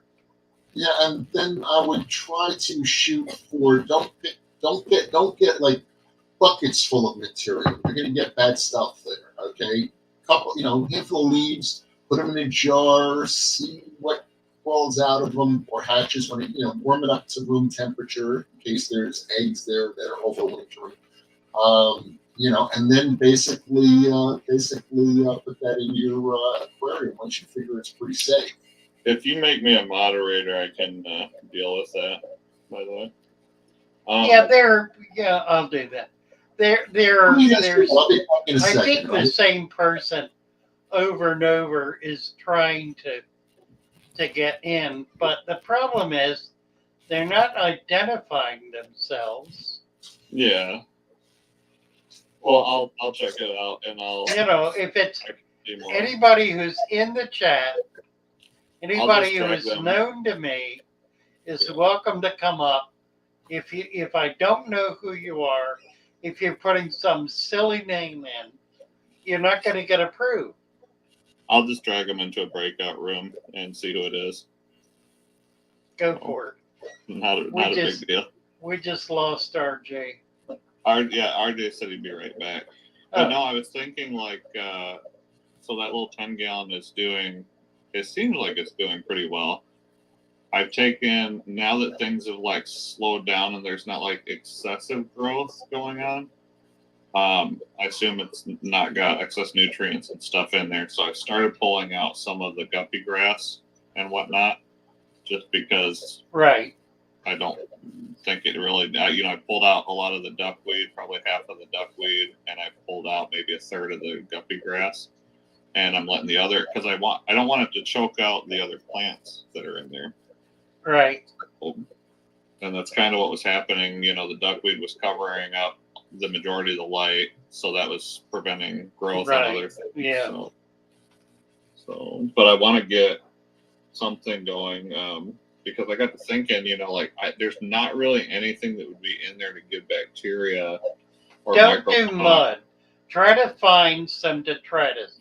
Try to find an area where there's some leaves piled up. This is a perfect time of year to do it. Yeah. But if those leaves have been in there even a week, they're going to have a lot of microscopic life on them, a lot of bacteria and fungus as well. So that's going to be most beneficial. There was a video, I don't know if you see my comment about it earlier, but there's a video of a guy that said he was doing the deep substrate method, but he was using compost. Yeah. And it didn't seem to go well. He had a lot of algae, and it was probably too thick, and his cap was too thin, very likely. Yeah, and then so I don't know. He's a pretty popular YouTuber, and I can't remember his name. He said he did the Wallstead method, but it didn't look like that's what he did exactly to me. But he had I think he said after a few weeks or so, he had pretty heavy sulfur smell coming out of the tank. Yep. He didn't have it capped. It probably was 2 to 3 inches deep dirt with an inch or so of sand. And that's a recipe for disaster. In the video, I couldn't even tell that he had sand. That was kind of the weird thing. So. Oh, well, maybe he didn't. Wallstead doesn't do sand. Wallstead does gravel, if anything. One of the problems that you get with to building a natural aquarium is that when we go out to nature, we all have different nature. My dirt, some people can go literally into their backyard and dig up some dirt, throw it in an aquarium, and that's going to work a treat. But I've lived in a couple different places, and I know some places I lived, if I put a shovel in the ground, I came up with nothing but sand. I know a place I lived up in the forest, and if I put a shovel in the ground, I came up with black, rich earth. Okay, right. that was literally compacted leaves. That's humans, right? Other places, you put a shovel in the ground, you come up with clay, literally clay. I mean, I've lived in at least one place where I was able, as a kid, and I molded the clay. I dug it out, and I sat there and I molded it. Right. And you can put it in an oven kiln and baked it. So you can get almost anything when you say dirt, and mostly it works out pretty well. But you're going to have people that are going to get the wrong material. Even the word humus, what Father Fish has is humus in one area. I was dealing with someone in Europe, and humus is something entirely different. And, where he's at, it's manure, composted manure, and where this woman was at, it was composted leaves. Well, they're not the same. Yeah. So this, let's see here. The guy in the chat says 1 inches of dirt seems to be his sweet spot for his tanks. Never had an algae bloom in our stable day one. Yeah, with 2 inches of sand on top of it. But I've got way more than that and a pretty good sand cap. So if you go too deep, all right, if you go too deep, you are going to get sulfur gas, because you get some bacteria that actually lives on sulfur, produces it. You're going to get some legitimately nasty bacteria that isn't going to do much for your bird in a good way. both of my tanks, so that 10-gallon there, I think is 2.5. It's probably 2.5 inches of dirt, and then it's about a 1.5 to 2 inch sand cap. But it's a little much for that 10-gallon, probably. Yeah. Yes, it depends on your dirt. If your dirt allows water to go through it, then you're not going to have there's going to be some oxygen down there. It's not going to get bad. If you get a lot of clay in your dirt, okay, then you might have a situation where. Yeah, I don't have any clay. There's no clay in the dirt. But the sand itself there, the sand cap, has a considerable amount of clay in it, from what I could tell, in dust form. But there was, that's what I was saying. Some of the sand, I think we talked about this before, some of the sand here is mainly, it's just the silica and has, a little bit of iron and stuff in it, so it's real rusty. And this stuff that I got seems to be pretty heavy with clay and small stones. It almost looks like tiny little river like stones. Dust. Yeah, well, yeah, there was dust too, and I didn't wash that out because I was like, I don't know. Well, that's going to help keep the dirt down too. That fine Yeah. material. But my tank looks like that tank back there as far as the depth versus the glass, the space of water. Yeah, mine's about 3 to 4 4 inches. Yeah. 4 to 5 on one end. That's probably 4 inches. And that's pretty much, even my 30-gallon or 29, whatever it is, at the office looks pretty similar to that. But maybe there's a hair more on that one. Of course, this has been set up for 20 years. Yeah, that's the way to go. Keep the tank going forever. I thought about that because I'm like, well, if I want to start a new tank, I think you guys were talking about, I don't even know if I was a part of it, but you're talking about taking some substrate out of a tank that's good. Yeah. And working properly and moving that into a new tank. Well, at least as a seed material to culture.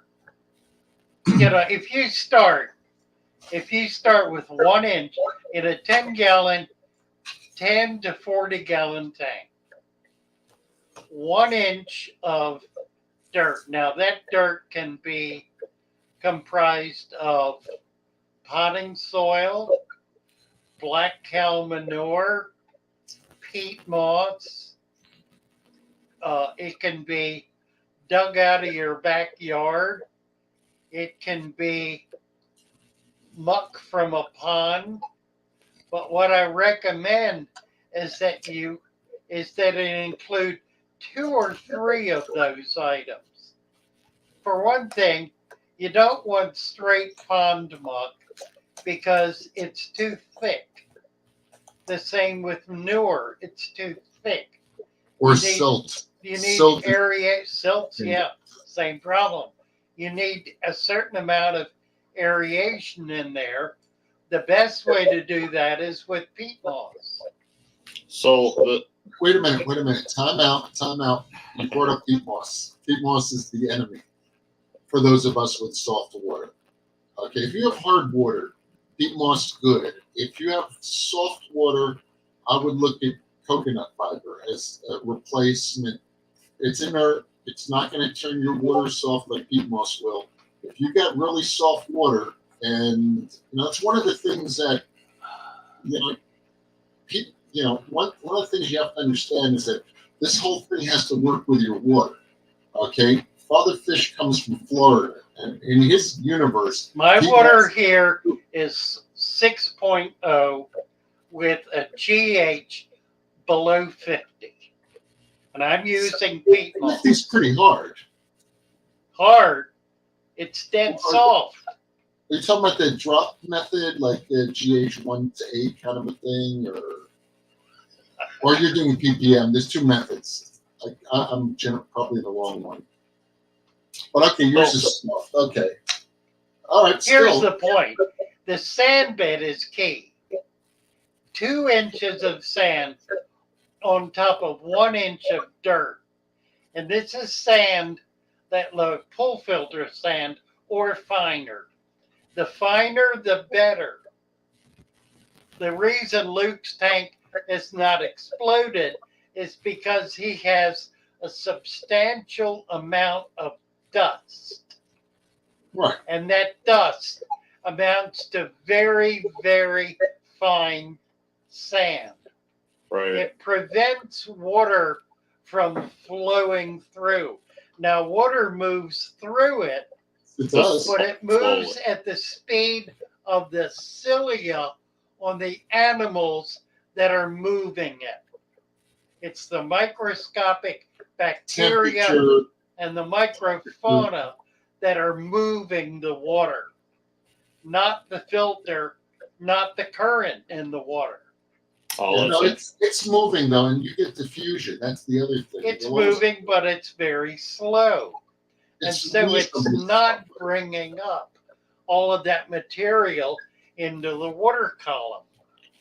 So I noticed that still, if you put too much peat moss, or even if you put peat moss in very soft water, it's going to start going acid.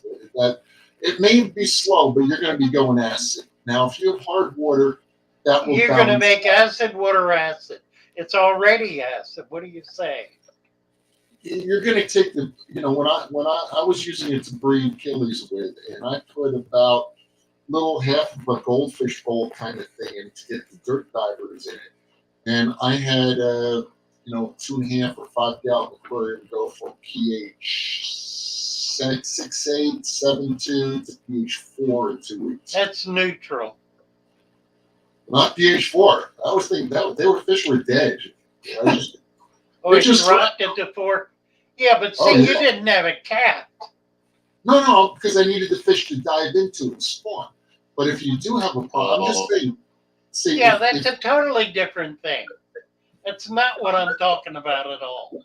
No, I'm just saying you're safer if you want to use an only if you're being stupid. If you're following the formula, the reason people screw up is because they refuse to follow the formula. They want to play with it. They want to say, "Oh, I don't like the look of sand. I want gravel."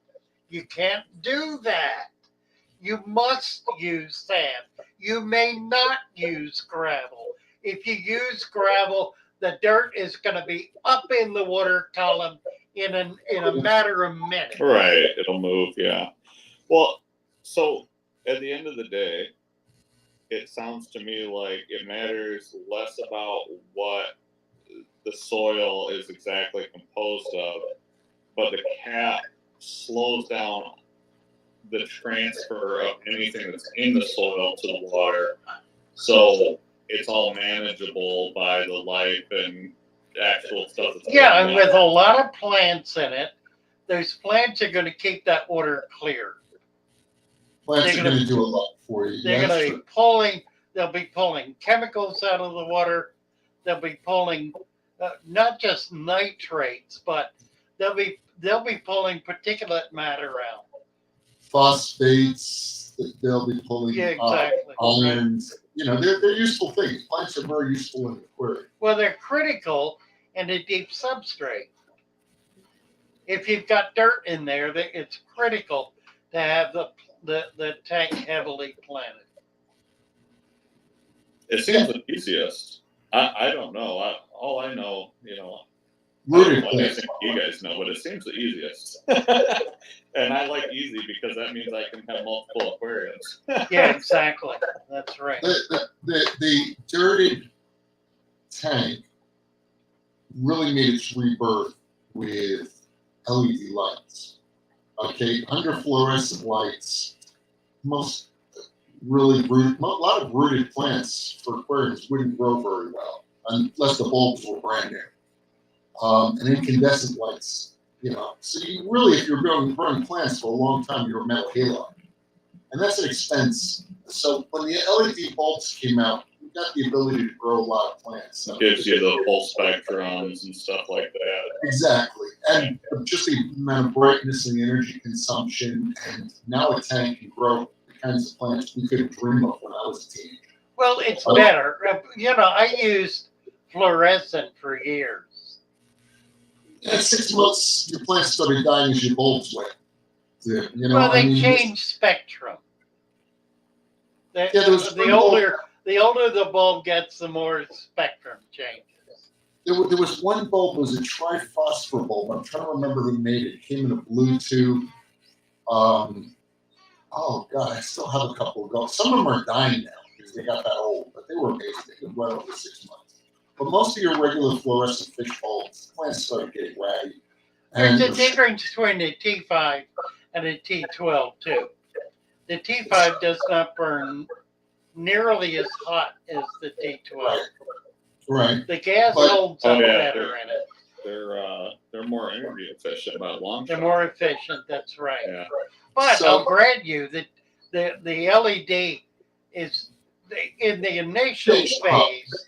In the initial years, it was not better, mainly because they didn't have the power supply and the whatever it is, the light diode properly You're matched. talking about the driver for the LEDs. They didn't have them matched right, so they either were underpowered or overpowered, so they either burned out or were inadequate. Well, but basically with the plants, now once you got rooted plants, that's when the dirt substrates, now people started going back to the substrates. See, when I got into the hobby so long ago, the dirt substrate had pretty much gone out of the hobby because, you know, people were doing dirt. Believe it or not, people were doing dirt back People were doing dirt in the 30s and 40s and into the 50s. Yes, and by the time I got into the hobby, people had pretty much gotten away from it. Yeah, it's true. Right. There wasn't any use in it anymore. Incandescent bulbs, you know, I mean, unless you're, like I said, unless you're in metal halide. Exactly, yeah, as opposed to sunlight from a window. Yeah, or some people had the tanks in the window and then scrape algae twice a day. I've seen that done too. Well, that's the way it started. You know, people, before electricity, people had fish tanks. Oh yeah, I've actually seen a drawing of, what was it, steam aquarium heater, where you put little charcoal in. Oh, that's funny. Water. Yeah, right. There was to warm them. Yeah. Yeah, there was a lot but they would depend on sunlight. Yes. So they were always by a window. Well, there's an old term for killifish. They call them kitchen fish in German. Really, I didn't know that. They were called kitchen fish because people could kitchen keep was them in their warm. kitchen That's with a stove. interesting. Yeah, Yeah, that yeah, was right. the original little bit of history. Yeah. German history. So and they were small, so you could keep them in the kitchen. So there was but basically once we got the LEDs, people want all those really cool kinds of plants, and I think that was the real concept of what that made. Yeah, that's interesting. I never really thought about it. I mean, I've lived it. I lived through it, and I'm wholly LED today. But Yeah, for a I'm long still- time, I wasn't. I mean, in my shop, I started out with T5s, and I had T5s in there. That was before LEDs were available. And then they came in, and I tried them, and they failed, and I tried them, and they failed. I wound up at one point trading an old antique aquarium for about $1,000 worth of LEDs. And they were basically crap. Super expensive. Yeah. There's still, I mean, they still have ones for saltwater. I haven't looked really too much, but they have expensive. People are paying $400. Well, they got a lot of bells and whistles. Yeah. That's I have the. Anything that needs a cell phone to operate is too high tech for you. I like mine. I've got the Fluval Marine. I can't remember what it is. It's like a 25 Yeah, it's a nice watt fixture. Yeah, for the 12. you got it programmed. Well, I've got an app, and it comes with a default pattern or whatever, and I just ran it through a cycle and then tweaked it a little bit, like you just move the bar up and down basically. So it's pretty cool. And then I've set a few salt tanks up. Yeah, they're real effective. Yeah. I've got a little rotary switch on the back that goes click click. Right. Well, I did have it on a timer, but I like it because it ramps. So it ramps from being pretty much dark, and it slowly ramps up to full brightness. So in the evenings when we're watching TV, because it's right under the TV, it's like colorful and stuff, but it's not super bright at that point because it's already ramping down into the sunset hour. So it makes the tanks cool looking. I mean, Disco fish tanks. Your fish are dropping acid. Disco fish tanks, right? I noticed in the saltwater tank there, in the crushed coral part, I was looking like a few weeks ago. I don't know if I mentioned this, but what drew my attention to it was a little triangle of like really fine coral or sand that was like, it looked like it was precipitating down or something. And I looked at it really closely with the light, and there's tons and tons of tiny little bugs operating. Oh yeah. I don't know what they're doing, but they're doing it.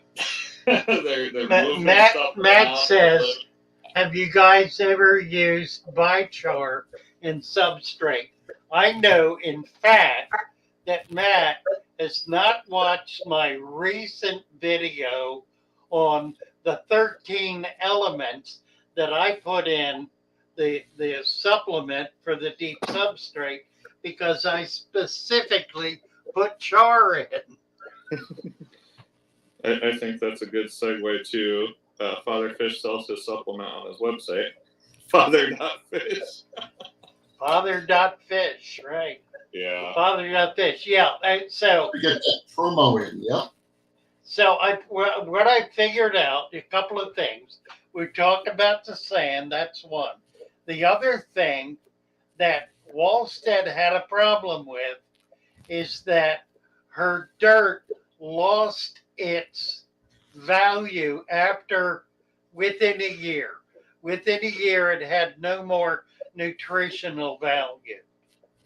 So what I have done is two things. I've changed from her use of gravel to sand and made the sand deep enough to keep the dirt down under it. That's one.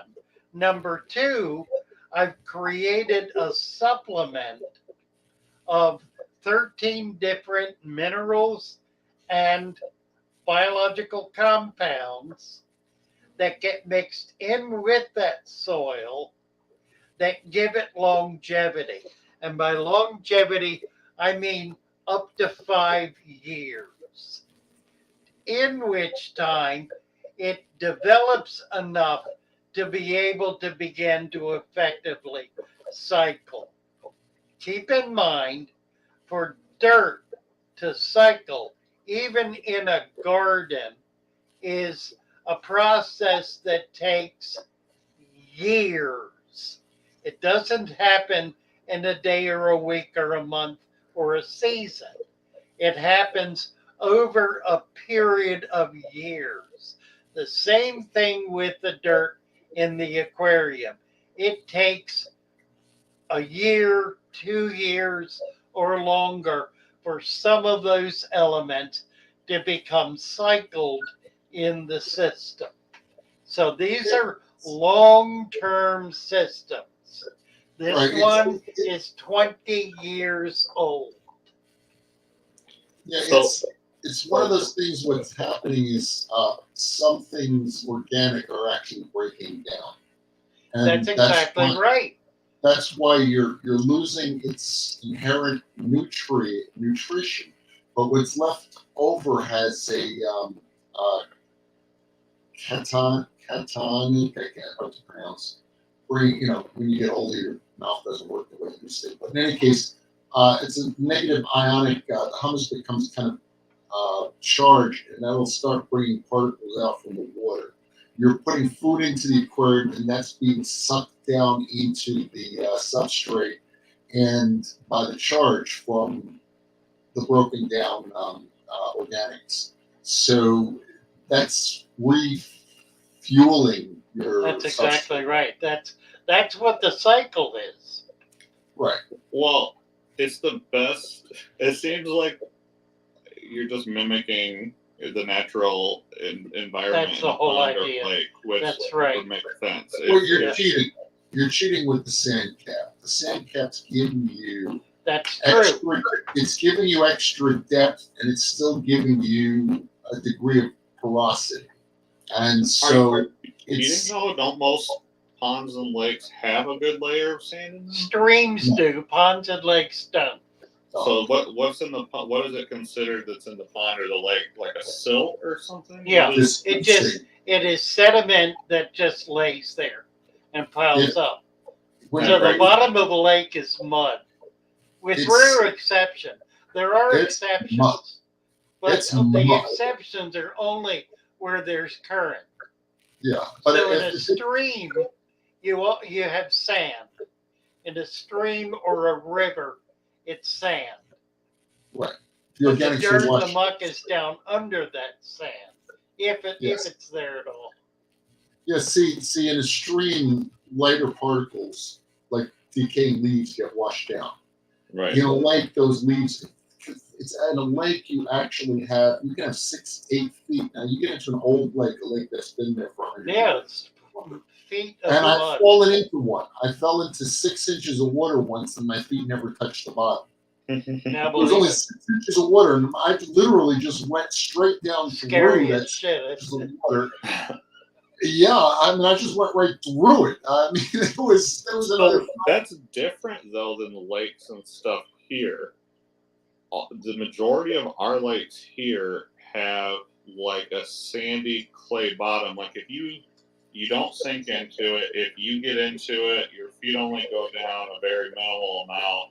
If you scoop a handful, it's like a clay Yeah, you have current. sand mix, and that's pretty much how all the ponds here are Way lakes. at the, The way lakes, at, not the pond. Yeah, they're not the ponds. they're not that Yeah, old, it's because the lake has current. and it's because the lake isn't that old. A lot of lakes are man-made, or they're very deep. Well, you're Well, talking about the I'm Great in Lakes. Michigan. So these are we have Lake I'm not Michigan, talking like about Erie. Lake Michigan. Yeah, so you're the- right. The southwest part of Michigan, I can't remember. We have hundreds and hundreds and hundreds of lakes here. So these are like, man, we have a lot of lakes, a lot of small lakes. There's a ton of fish in here, and you can't go a quarter mile down the road hardly in another lake. At the bottom of every lake, there's something water impermeable. There's something at the bottom. Right, which is clay here. You know, you go down a little bit. Rock. Right.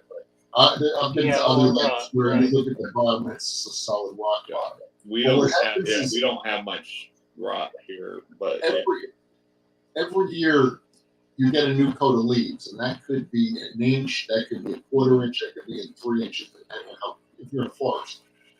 So in mine, the lakes that I've seen are usually older lakes. So if the lake has been there for 100 years or 50 years, there's maybe 4 feet or 3 feet of leaves, just decomposing leaves, before you get down to the clay. I mean, the clay is down there somewhere. Yeah. But you can take an ore. But that's what clay is. Clay is compacted detritus and minerals. Minerals. It's actually megafine sand. It's actually like a megafine sand. So, but they told us here that blue clay, because we have, I mean, everywhere here, you dig down 4 or 5 feet pretty much, and you end up with this real deep, usually 5, it could be 5-10 feet of clay or more depending on where you're at. But it's like this blue clay. They said it's packed full of nutrients and stuff. Oh, it is.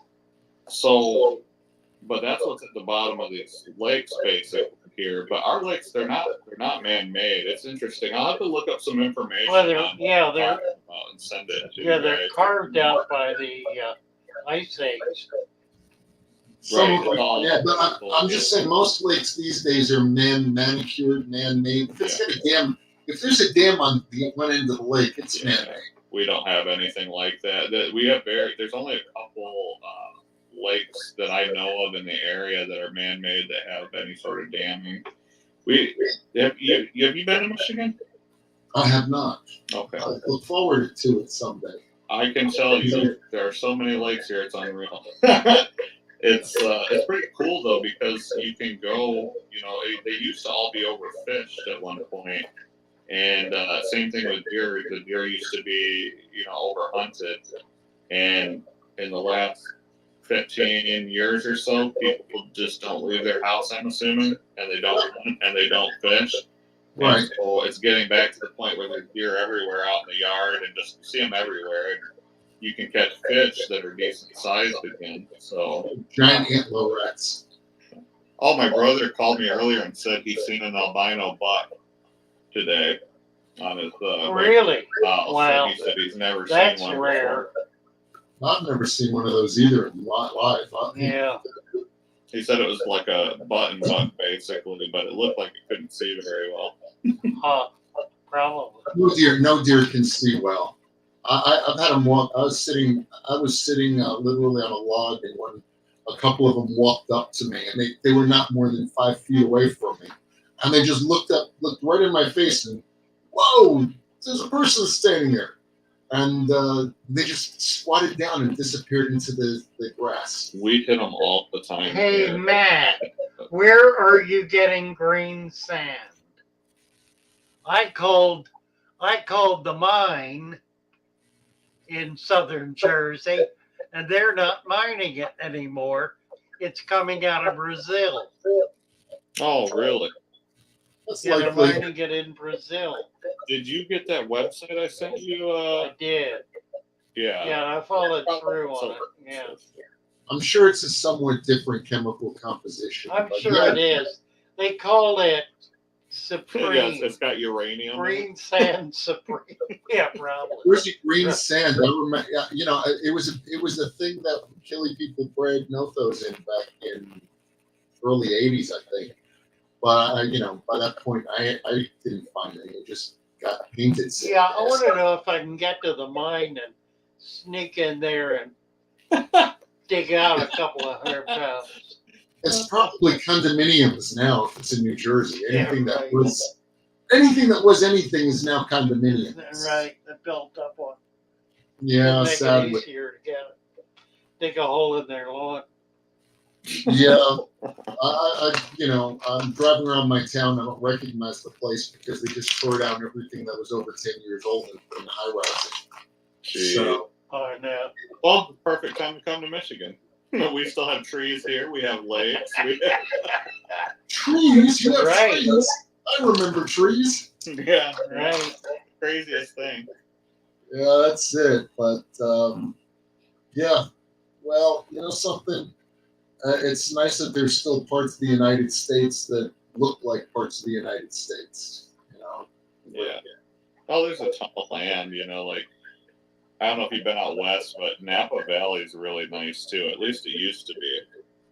Napa Valley is like a really cool climate. It's similar to here, but it's more hilly. So there's a lot more hills and citrus and stuff like that out there, but just south of there. But I've been all over the place, and there's not too many places that I like. Texas was okay when it was raining a lot, but other than that, it was just dried up and burnt out. Well, you know something. It's the nature of human beings. Look at Africa, where people have lived the longest. Okay,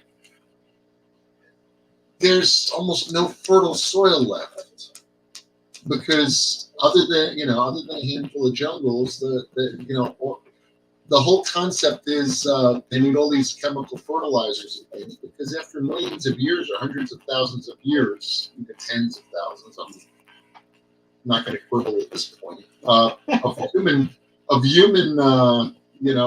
occupation, the area dies. The hanging gardens and Wait. If there's humans around long enough, everything around them dies. Pretty much. It's true of almost every mammal species. No matter what mammal that moves into an area, at some point it destroys its environment. Reptiles have a tendency to live with nature. I mean, snakes will never hurt their environment. They'll eventually run out of mice or whatever they eat, and then whatever. Fish don't hurt their environment typically. Most species, sure, goldfish. Cats do. Cats will, dogs will, people will, rats will. Rats will destroy an entire environment given a chance.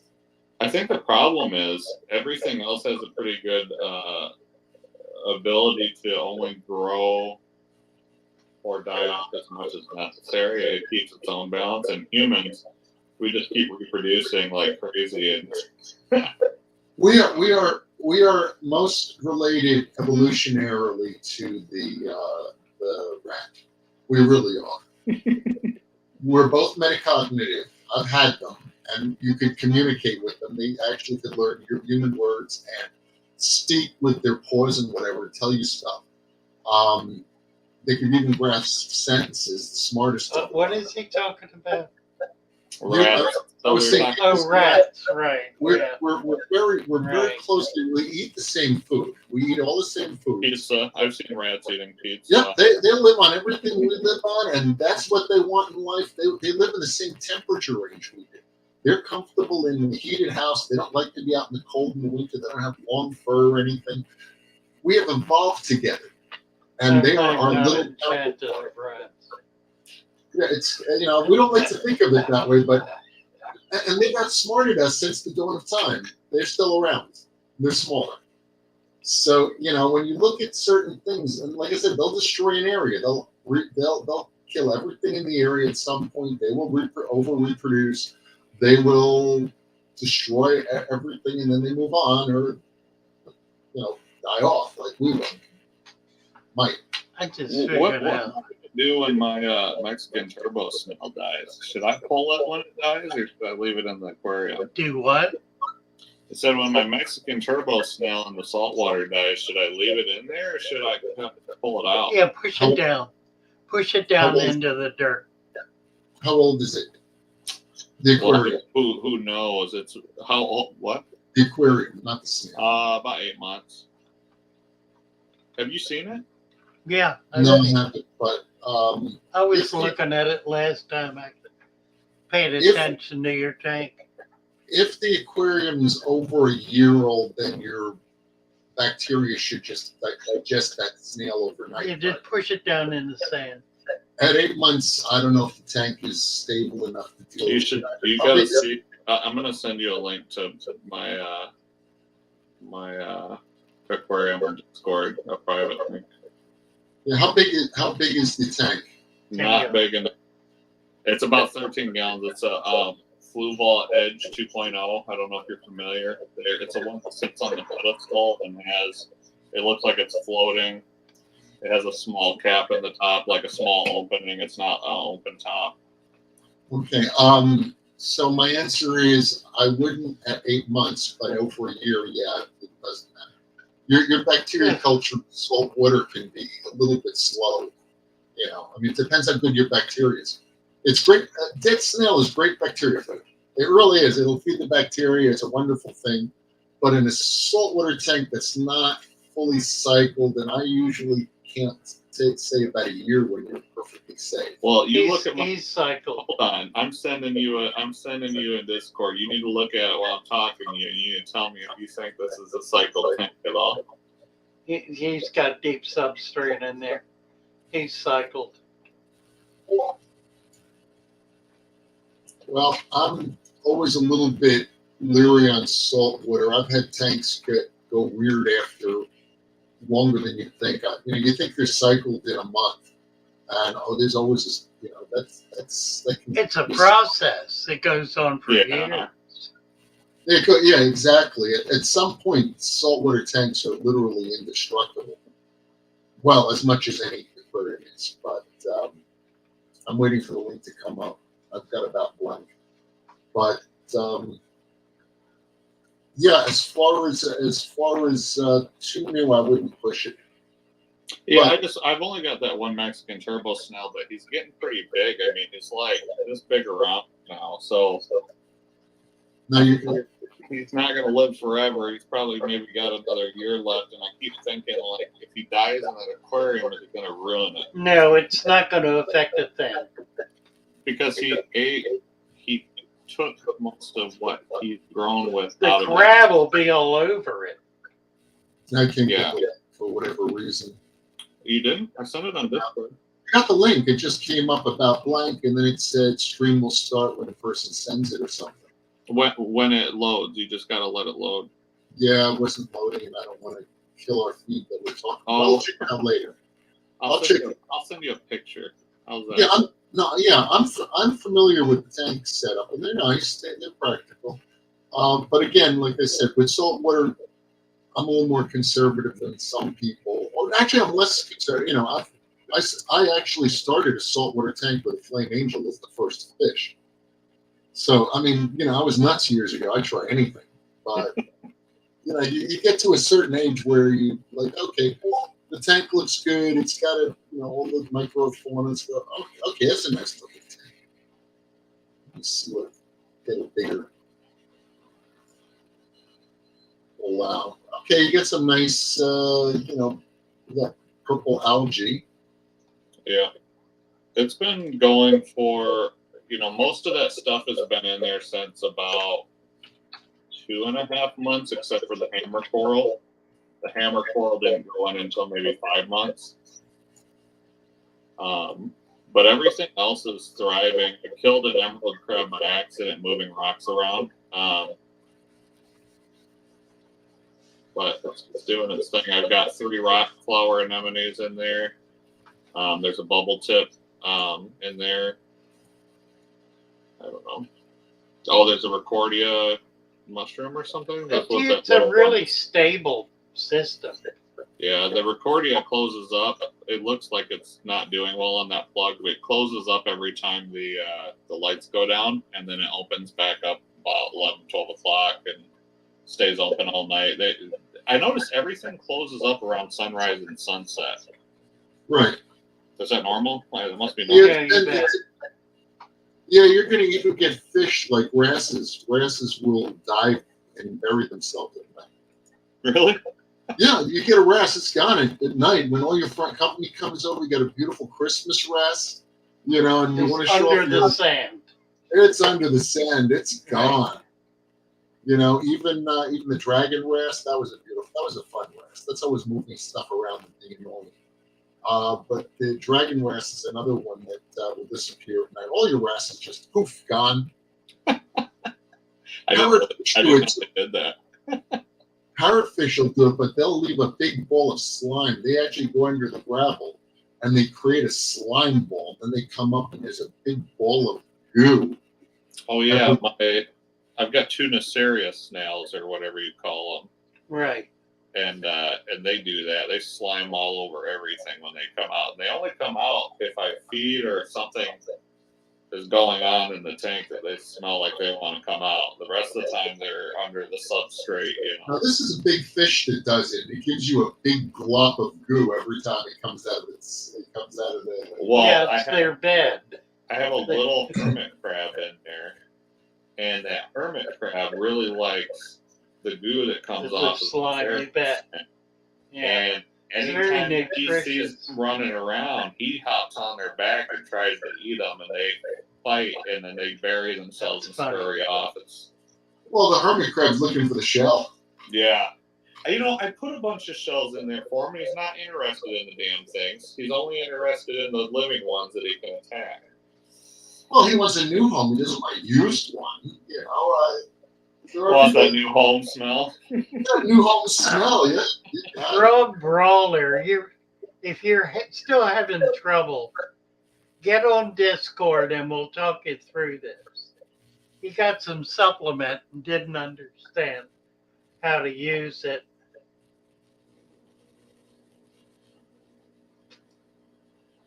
And it looks like he got talked into doing other stuff he didn't need to do. Matt asked if he orders some plant bundles and just say good one for the new fish. Yeah, absolutely, Matt. That I prefer to do that because I've got some plants that would work particularly well in a new tank.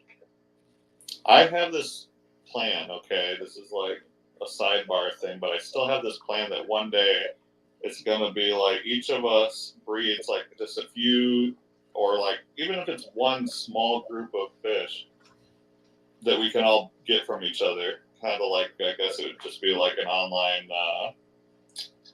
what do you call it, your little groups around, but you have SCA. Yeah, SCA's got a whole bunch of aquariums. I just feel like we could all like grow a little something and, you know. I do.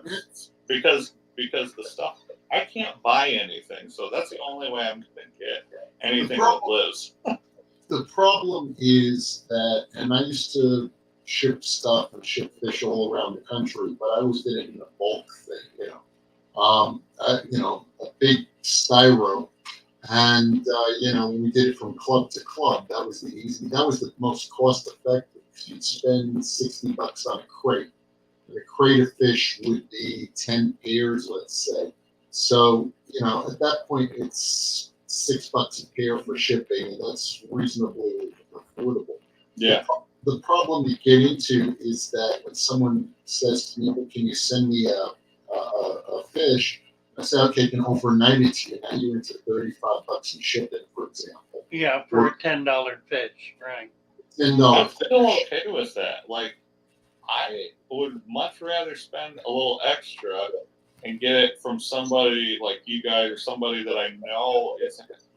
I hate the one to PetSmart, Petco, or whatever that is because they all just talk so much crap to me. They don't know anything. The aquariums are all screwed up. The fish are sick, or it's a gamble. It's a 50-50, whether or not they're going to live more than a couple months. It's not worth it. Like, I could spend $35 and pay for overnight shipping and still spend $50 for, 1 or 2 fish and know that they're probably going to live, or I could keep buying more and having them die and get pissed. And, that's what's happening. There are challenges with, you got to understand that it's different. What are the different parts of the country? There's challenges even with fish that you get boxed. You should have a drip set up, if you're doing it right, depending on how hard your water is.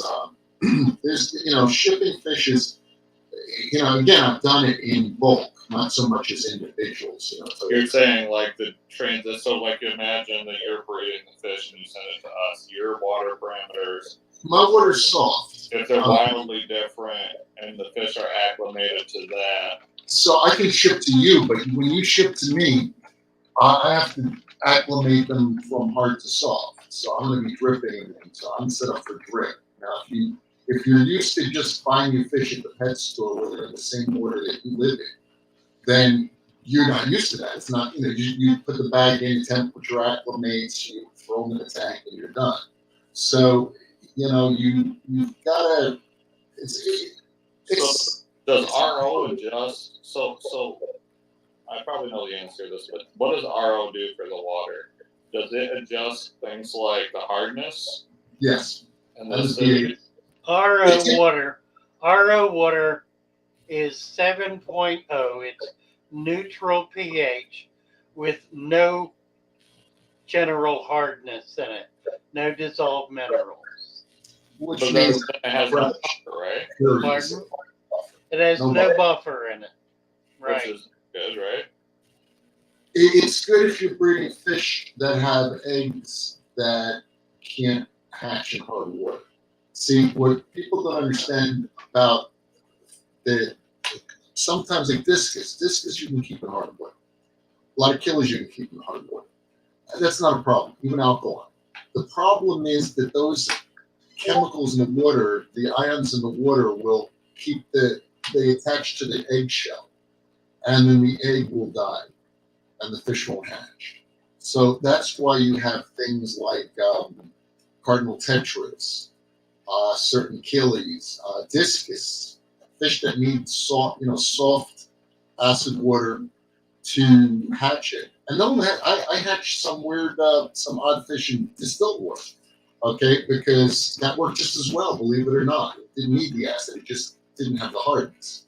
So it's a good thing, but it's not a good thing if, like I said, you have soft water and you put some peat moss in, and all of a sudden you have pH 4 or pH 3.5 death in that tank. Even the ammonia, even when fish produce ammonia, that's bringing your pH down. There's hydrogens in ammonia.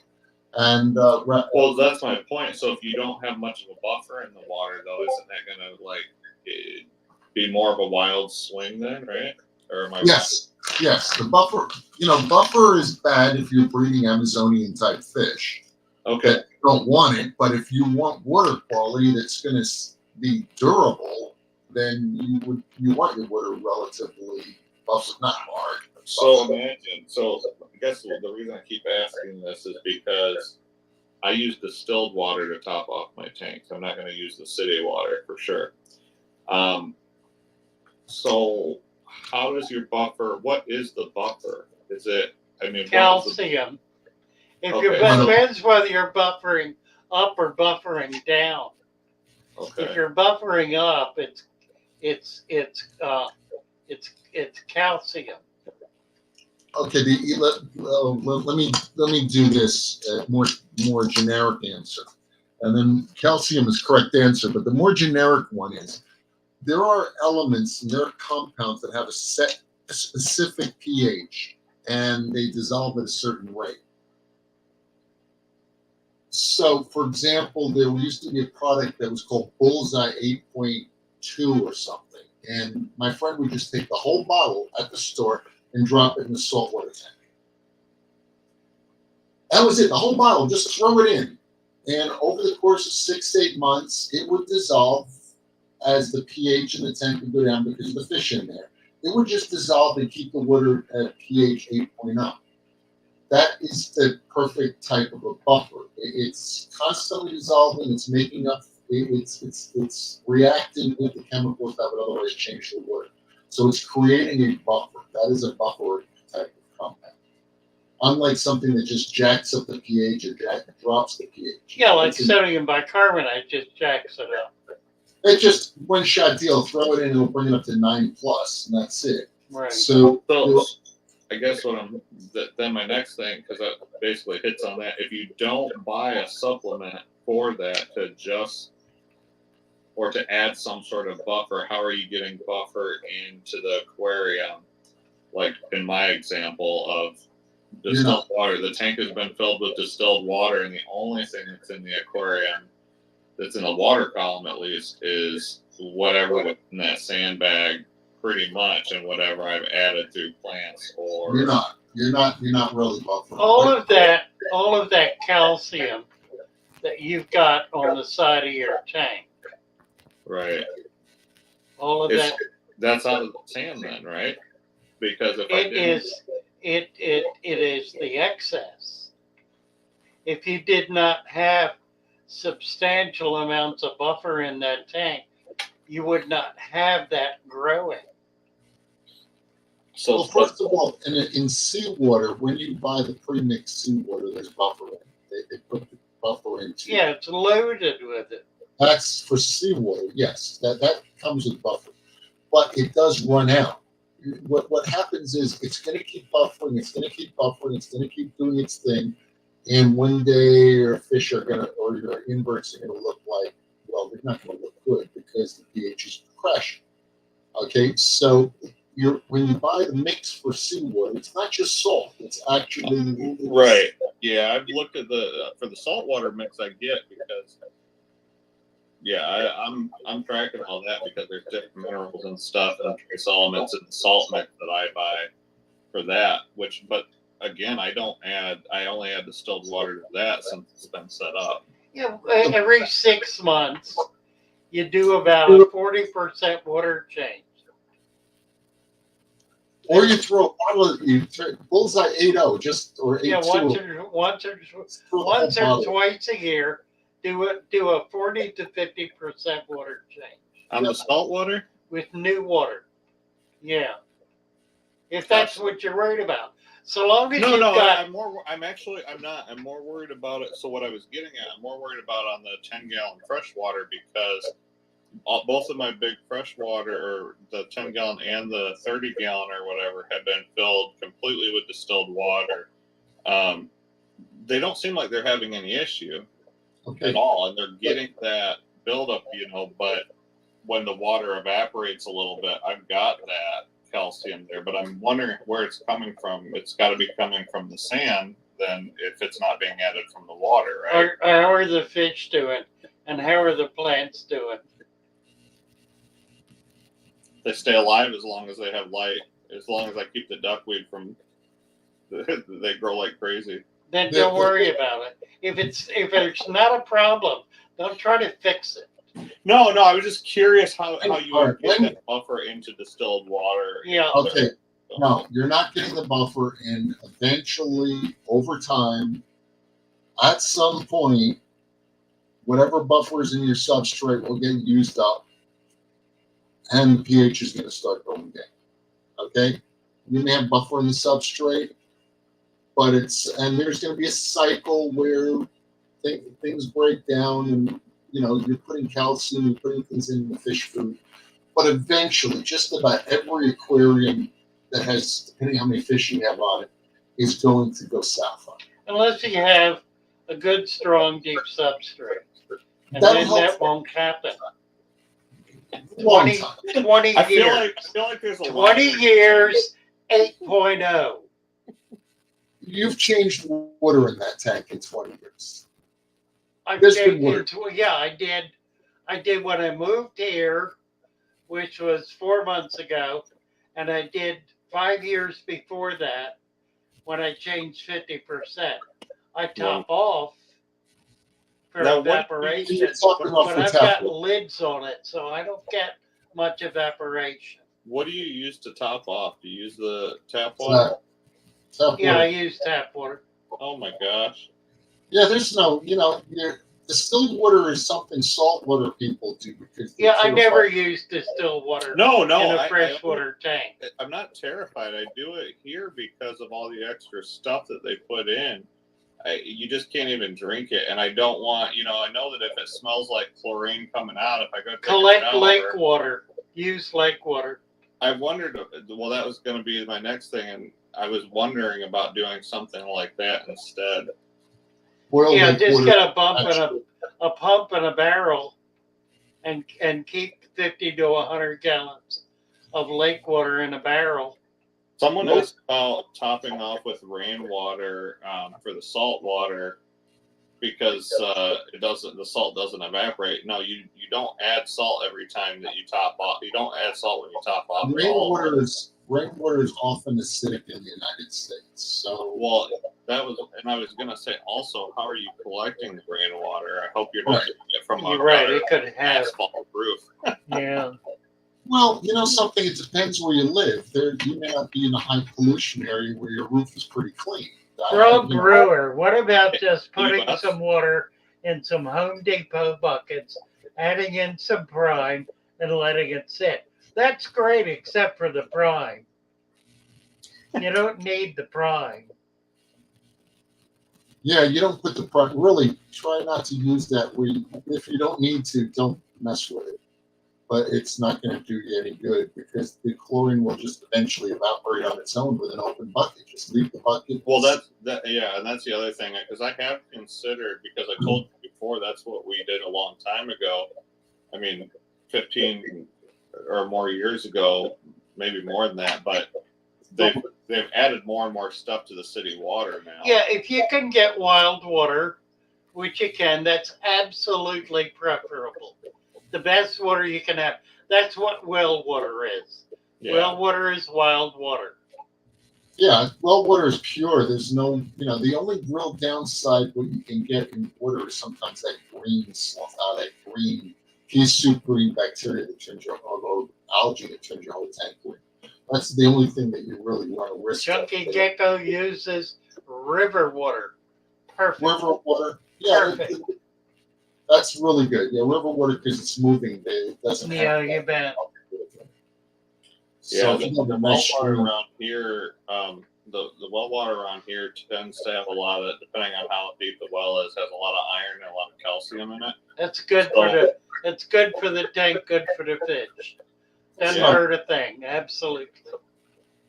The whole plants require iron, and the more calcium you got in the water, the better it is for the plants and the system. Up to a point, I'll agree with that. we're going to disagree on some of the fine. I know, it's just funny because I feel like RJ is not 100% on the committed to the deep substrate situation. he agrees that it works. Yeah, I know. But we had this conversation when he first came into the show. See, we did not agree to disagree. The point comes down to, because I use smaller tanks. That's why I designed the denitrator behind me. You can kind of see one of the aquariums. I'm not going to explain, but it was to a large degree designed off of the father-fish deep substrate method. Okay, it's a bioreactor that basically works with an oxygen gradient, and so I designed my thing off of father-fish method. But what it comes down to is I can't use some of the things because my tanks are too small. If I put 4 inches of gravel into this tank, that much of the tank would be gone. I would throw you out of the club. Yeah, you could have seen my freshwater then, because my freshwater is a 10-gallon, and I mean I got this much substrate in it. It's been doing great. That's it. One of those tanks behind me is a 3-gallon. I know. You said they're pretty. And you put 4 inches of it is literally maybe 7 inches tall. So then you'll have like what, a 2-gallon aquarium. You can put a betta in it. That's right. I will with 4 inches. It'll be the best tank you've got. The only 1-gallon tank I've got going at this point. You could use a pickle jar for that. I have pickle jars. I still have pickle jars to pre-fish it. I had a 20-gallon log at the shop. Now, 20-gallon log is 9 inches tall. It's a shallow tank. I had 5 inches of substrate in that tank, 4 inches of water. It was the best tank I had in terms of its ability to grow plants and keep fish healthy. I agree. You're right under the lights. The plants are going to love it. As far as the few fish you can keep in there, they'll probably be healthy. Yes. Have you seen the? There's some YouTube channels that post. They do these little. What do they call them? But they're sealed containers. They'll take like a scoop full of basically muck or sand from the beach. They'll put a cap on it, put it in the window, and see what grows. But they've done this like near the ocean and stuff, and it's pretty cool. There's all sorts of stuff that grows out of the substrate that they just pull out of the ocean.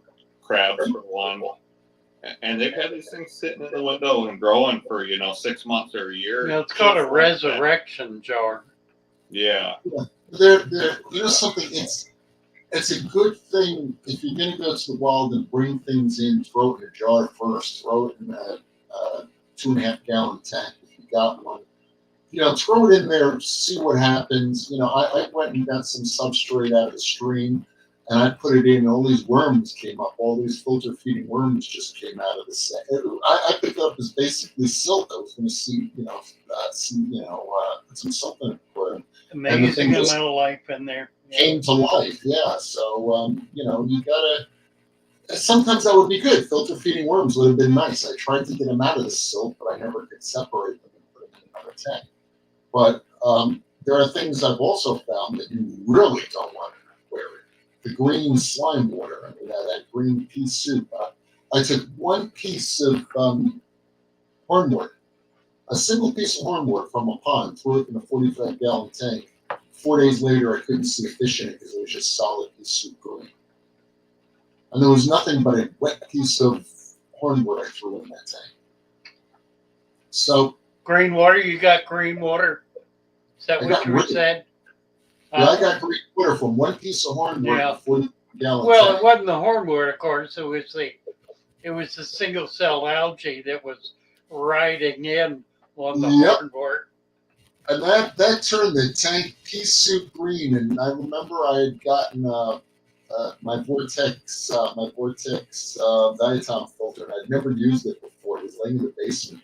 I got it at an auction or something. It came with the material and everything. And I went and I hooked it up, and I cleaned up that tank beautiful in just no time at all. The first and last time I used it, but it was wonderful. So yeah, but you can screw up like that, Of course, green water is probably the best way to keep fish. Yep, you're the right. only problem is you can't see them. You can't see them. Yeah, exactly. Almost everybody's got a big fish room has a green water aquarium where they screwed up and they got it. So I need somebody to put all the babies in it. Yeah. What are the little rainbow fish and certain tetras? They love green water to start. They need it. I need somebody to send me some pupfish. Oh, good I luck. I got some coming. One Do of you? these, I do, yeah. They're coming. Desert pup or salt brackish pups? Another brackish. Oh, they only survive in brackish then? Yeah. Hard water. If you got hard water, they'll do all right in hard water. Add some salt and a little Epsom A little salt. bit, yeah. Or take. You have salt water. Take some mixed. Make brackish. Right. You're not going to keep plants in it, but the pupfish will be okay. Yeah. I kept plants in my. You saw my pupfish breeding. They were in. It did. I like the idea. There was a lot of plants in there. That was just hard water. That was Plants. not anything special. It was The not American brackish. flagfish. American flagfish. There's a pupfish you can do in fresh water. The American flagfish, you said? Yep, American flagfish or Florida flagfish. Was it Florida flag or American flagfish? Yeah. That's a pupfish, and it's an algae eater too. It'll keep your tank clean. I don't like them as much. It's a killfish? Killifish. It's all pupfish are killifish. Yeah, they're killers. Oh, I didn't know that.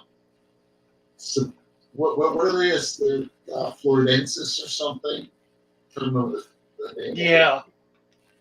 I'm not sure if it's a legit Sapernodon or not, but I think it's Floridensis. I don't think it's a Sapernodon. That was like bluegills, some of them. The male in breeding season It's is a printed really, on Varianus. That's the easiest one to get and keep. And that's the sheep's head minnow. yeah, exactly. Sheep's head minnow. That's easiest to get. They grow. Yeah, they're all over Jersey, Yeah, we've got them up here in New York. More New York than here, but New York, Maine. I don't know how far up they go. They probably go up to Maine. Yeah, I haven't seen them here. We have fungulus species here. We're kind of fungulus out along my area of the coast.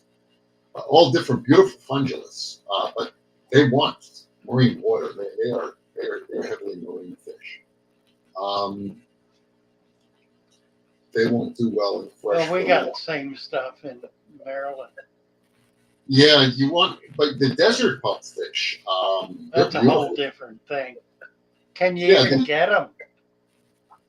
Yeah, you can, but not often, and it's basically you got to know someone who's got them because you can't take them off government land. I mean, a lot of them are protected, and so the only people that can really get them. Central Florida, yes, I want to get. I'll put an order in. I was gonna say Father Fish is putting on his order. I'll tell you where to go. But the desert pupfish are beautiful. They are available. Are they? Yeah, they are available. But again, they come usually from a farm pond or someone who owns a whole bunch of desert, and they can go out in the backyard and collect it, kind of a thing, where it's legal for them to do it. You can't. I don't think they're any prettier than the coastal ones. A lot of them are blue and purple. They're pretty. They are. The males are stunning. Purple is beautiful. I mean, and the blue isn't bad either. You get the tank of blue and purple swimming around. That's kind of cool. Right.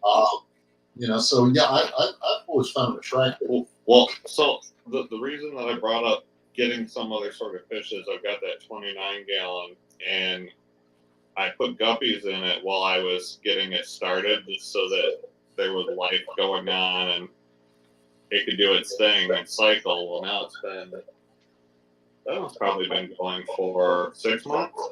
Yeah, I've got some coming. I'll make sure. I let a lot of the water them evaporate out of that one because I had been keeping up with it. And pretty much all the adult guppies died, and there's like 6 small ones. And we ended up with one of these pink tetras or whatever somehow. One of those glowfish or whatever. Oh, yeah.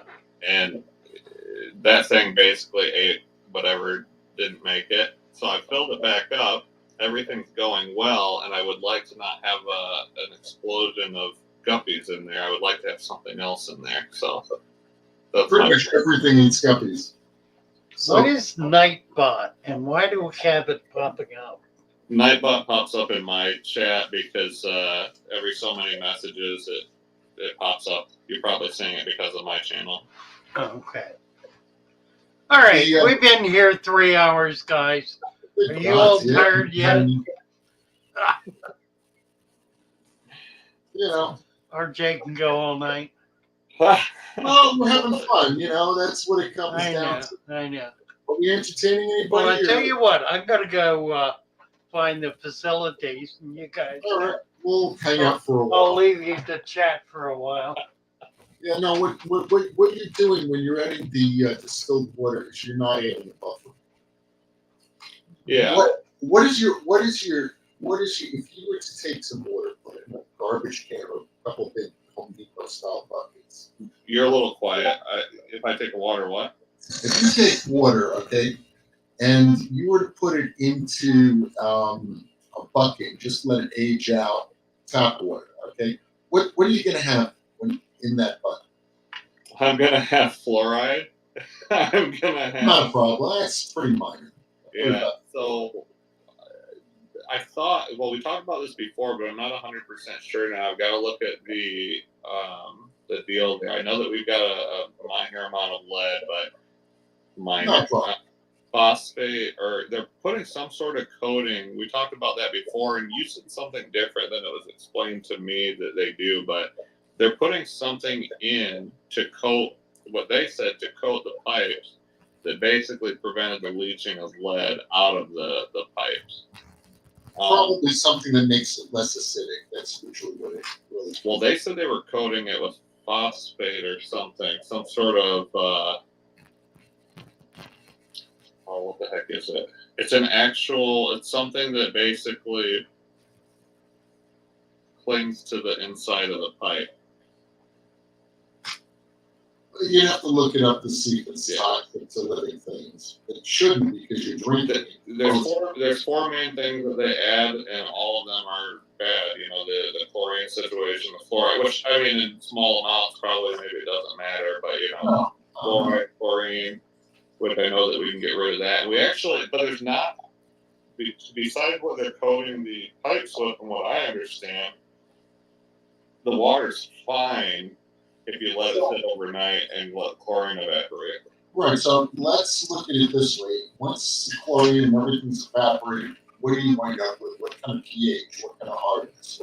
What is it? I haven't looked, but it's been fine. So when we used it years ago, we didn't have to do anything to it. It was perfect. We used it in salt water, no problem. I mean, we had no... Right, so before you go on with distilled and everything else, if you can age out tap water, okay, and then you do water changes. You know, I mean, you don't have to do them every week.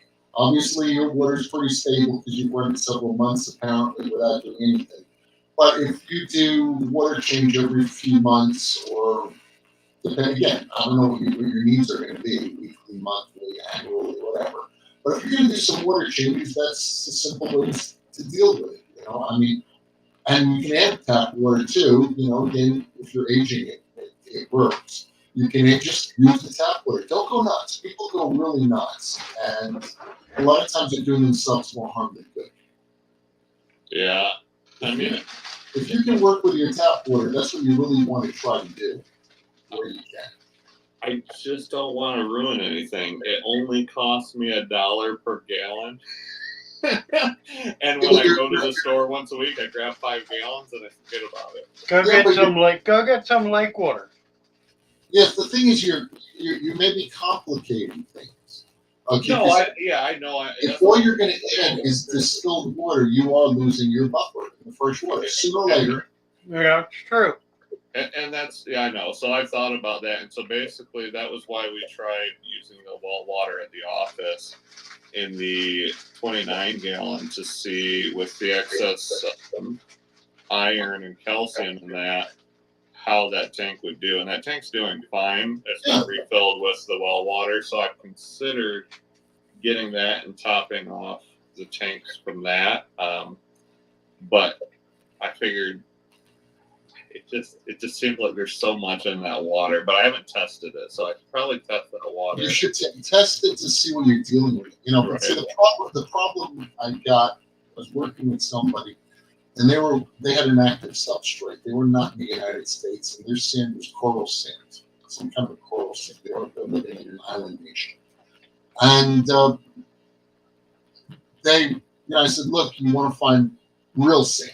At this point, find real sand, or find, you wanted the tank to stay whatever pH is coming out of the faucet, not go up to 8.0, 8.2, whatever. And he's got 6 point something coming out of the faucet, and his aquarium's 8 point something. He says, I want to do a major water change. What do I do now? I said, well, you don't. Because if you did a major water change, you're going to crash the pH and change the hardness, and you can't do major water change. So, once you create your aquarium, which is separate from your water source, with totally different water, you now have to deal with, you can't do water changes when you need to or when you have to. Sometimes you just have to. Something got dumped in there. Your neighbor's kid dropped the whole, container of flake food into your aquarium. Oh no. See, I'm more of the person to just let that burn and not think about it for a little bit and start completely over because I'm pissed. Yeah, I know what you're talking about, but like I said, But I know what you mean. It can be saved. it can be saved, you know. So what I'm saying is, you don't necessarily. If I'm doing a really exotic fish, I'm not doing anything that kinky right now. But if I'm doing something really, really exotic, I set up a water treatment setup to create water for that fish. I might use distilled water a percentage, or I might use Epsom salt to put magnesium if I want it harder. You know, I'm going to mix a mix, and that's going to be a recipe. I'm going to make it 5 gallons or 20 gallons at a time, and I'm going to store that away. And it's going to be the same as what's in the aquarium, so I can do my water changes when I need to. Because I have the aquarium, I've got the water ready for it. Okay, but that's not something I do just for a common zebradanio, you know, zebrafish. If I'm doing zebrafish, it's going to live in my tap water, whether it likes it or not. It will like it. Well, you have to remember, I know that I'm not very smart, so I figure anything that I attempt to do is going to be way worse than what nature does on its own. So what I'm saying is, unless you're doing something really flaky or exotic, or you know, I mean, desert pupfish are exotic. Yeah, I put a lot of Epsom salt in, as I recall. My mix had Epsom salt. Had some salt in it. I think a little pinch of plaster of Paris was somewhere in there, you know, to make it, you know. I mean, I really, you know, I made the water, and the fish was happy as hell. And by the way, it came from someone living in Arizona, where they just got the water from where the pupfish came from. You know, they had rock hard water, so the fish were perfectly fine where they were raising. So the thing is that you can create it if you're doing an esoteric fish, but otherwise you want to try to get your aquarium to be very similar to your water source, so you don't have to do a lot of mixing and creating. And you want to try to pick fish that will live in them. Does that make sense? Yeah. No, I mean, you're basically, the gist of it that I'm getting is you want to reproduce the conditions that the fish require or that they're used to in general, which makes sense. I mean, it's no different. Or you want salt water for the saltwater fish. You don't want to give them fresh water. They're used to salt water. Or you want to get fish. You know, look, you go into the pet store. You're gonna first of all, most pet stores. That was a good thing about pet stores. Was they only ordered fish that live in their water. Okay, when you go into South Jersey, Central Jersey, the water's soft here. It comes out of the Raritan River where I live in this area. So the water's soft because it's river water or canal water. And down here you get discus. Pet stores all carry discus, angelfish, that kind of stuff. You went up to North Jersey, you've got African cichlids where the water's hard. You walk into a pet store up there, they got a wall of African cichlids. Well, that's interesting. Well, I never did consider the fact that if you buy from these places, you don't know what the water quality is, where it's coming from when you're going to the stores to be able to compare to yours. And for example, I've noticed that because some of these big stores, they're doing all sorts of filtration, weird stuff, and the issues they're having with their fish look directly related to the water they're getting from the city. And I'm thinking, well, if they're topping all these off with city water, you know, like that's gonna. No, the problem that you have with the big chain, you're talking about chain stores, I assume. Yes. Yeah. The problem you have with chain stores is there's somebody at home office, okay, and they are located in Cincinnati, Ohio, let's say. I'm not picking any chain store. Yes, frog ball. I don't like Ohio. Yes. That works for me. Okay. And I just grabbed a city at random. I'm not mentioning a chain store. So if there is a chain store located there, I'm not picking you on purpose. But there is an ordering guy who is ordering the fish for all the stores. So he's probably sending the same fish to Florida as he's sending to Minnesota, as he's sending to New Jersey, as he's sending to Maryland, in general, because he just ordered 25,000 angelfish. Right. and he's having them shipped to a central distribution center out there. So in some areas where the water is good for angelfish, the water is nice and soft, slightly acid, my God, those angelfish are going to do great. In an area where the water is rock hard and alkaline, not so good. But then he's also shipping African cichlids to all the stores. So in some areas, the African cichlids that look great, and really pathetic in other areas. Well, So, and it looks like, I mean, I don't know if you guys know this, but it looks like those chain stores seem to share water between, they use like one system for all the fresh water. Is the water all shared? unfortunately, I think that most of them are. It looks like. My friend built a setup for a huge fish store, and water pumps were 5 horsepower. And the vats, they used sand bed filters, and the vats were 500 gallons for filters. And he had a room full of them, and this was a hot room because he had at least 3 or 4. And then a wall of sterilizers, a whole wall of 4-foot sterilizers that all the water went through and sterilized. This is an amazing system. And it took about a year to build.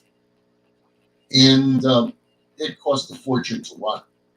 Because, like, it's just the heat that was thrown off from those big pumps, could heat half the store.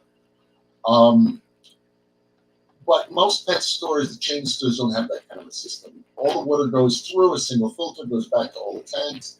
And if there's no sterilizer in line, a single disease comes from one tank, goes through everything. Right.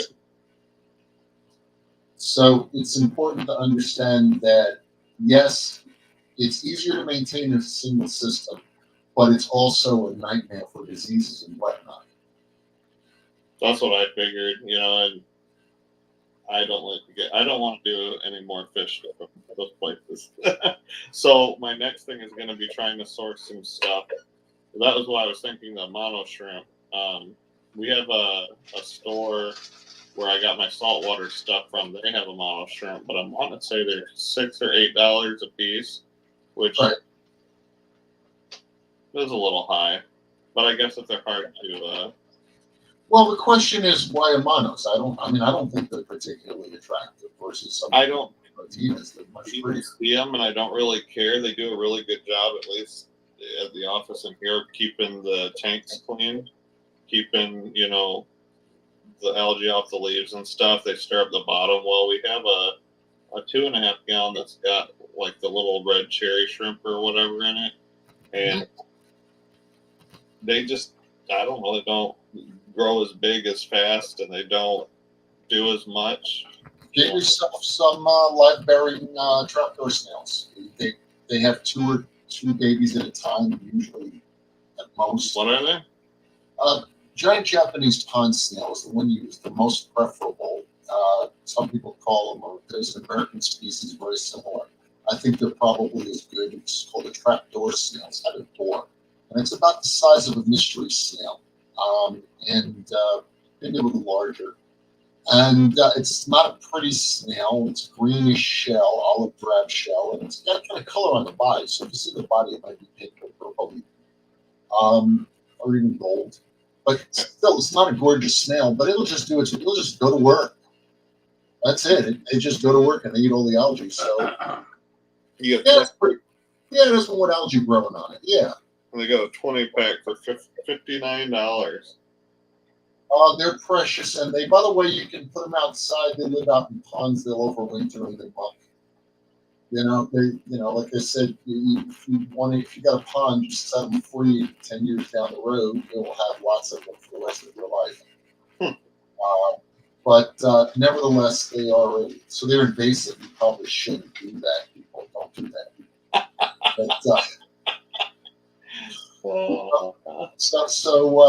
there's a great snail, and it's big. It has only a few offspring. It will never overpopulate. And if your water quality goes down, it'll close up, and then it will die. But if you see it closed up for 3 days, not feeding or anything, it's time for a water change. It's a great way to know that it cannot survive. It does not live in acid water. The water pH is fresh, and it will not live. So as soon as your pH starts going down, your snail closes up. Time to do a water change. Chunky gecko.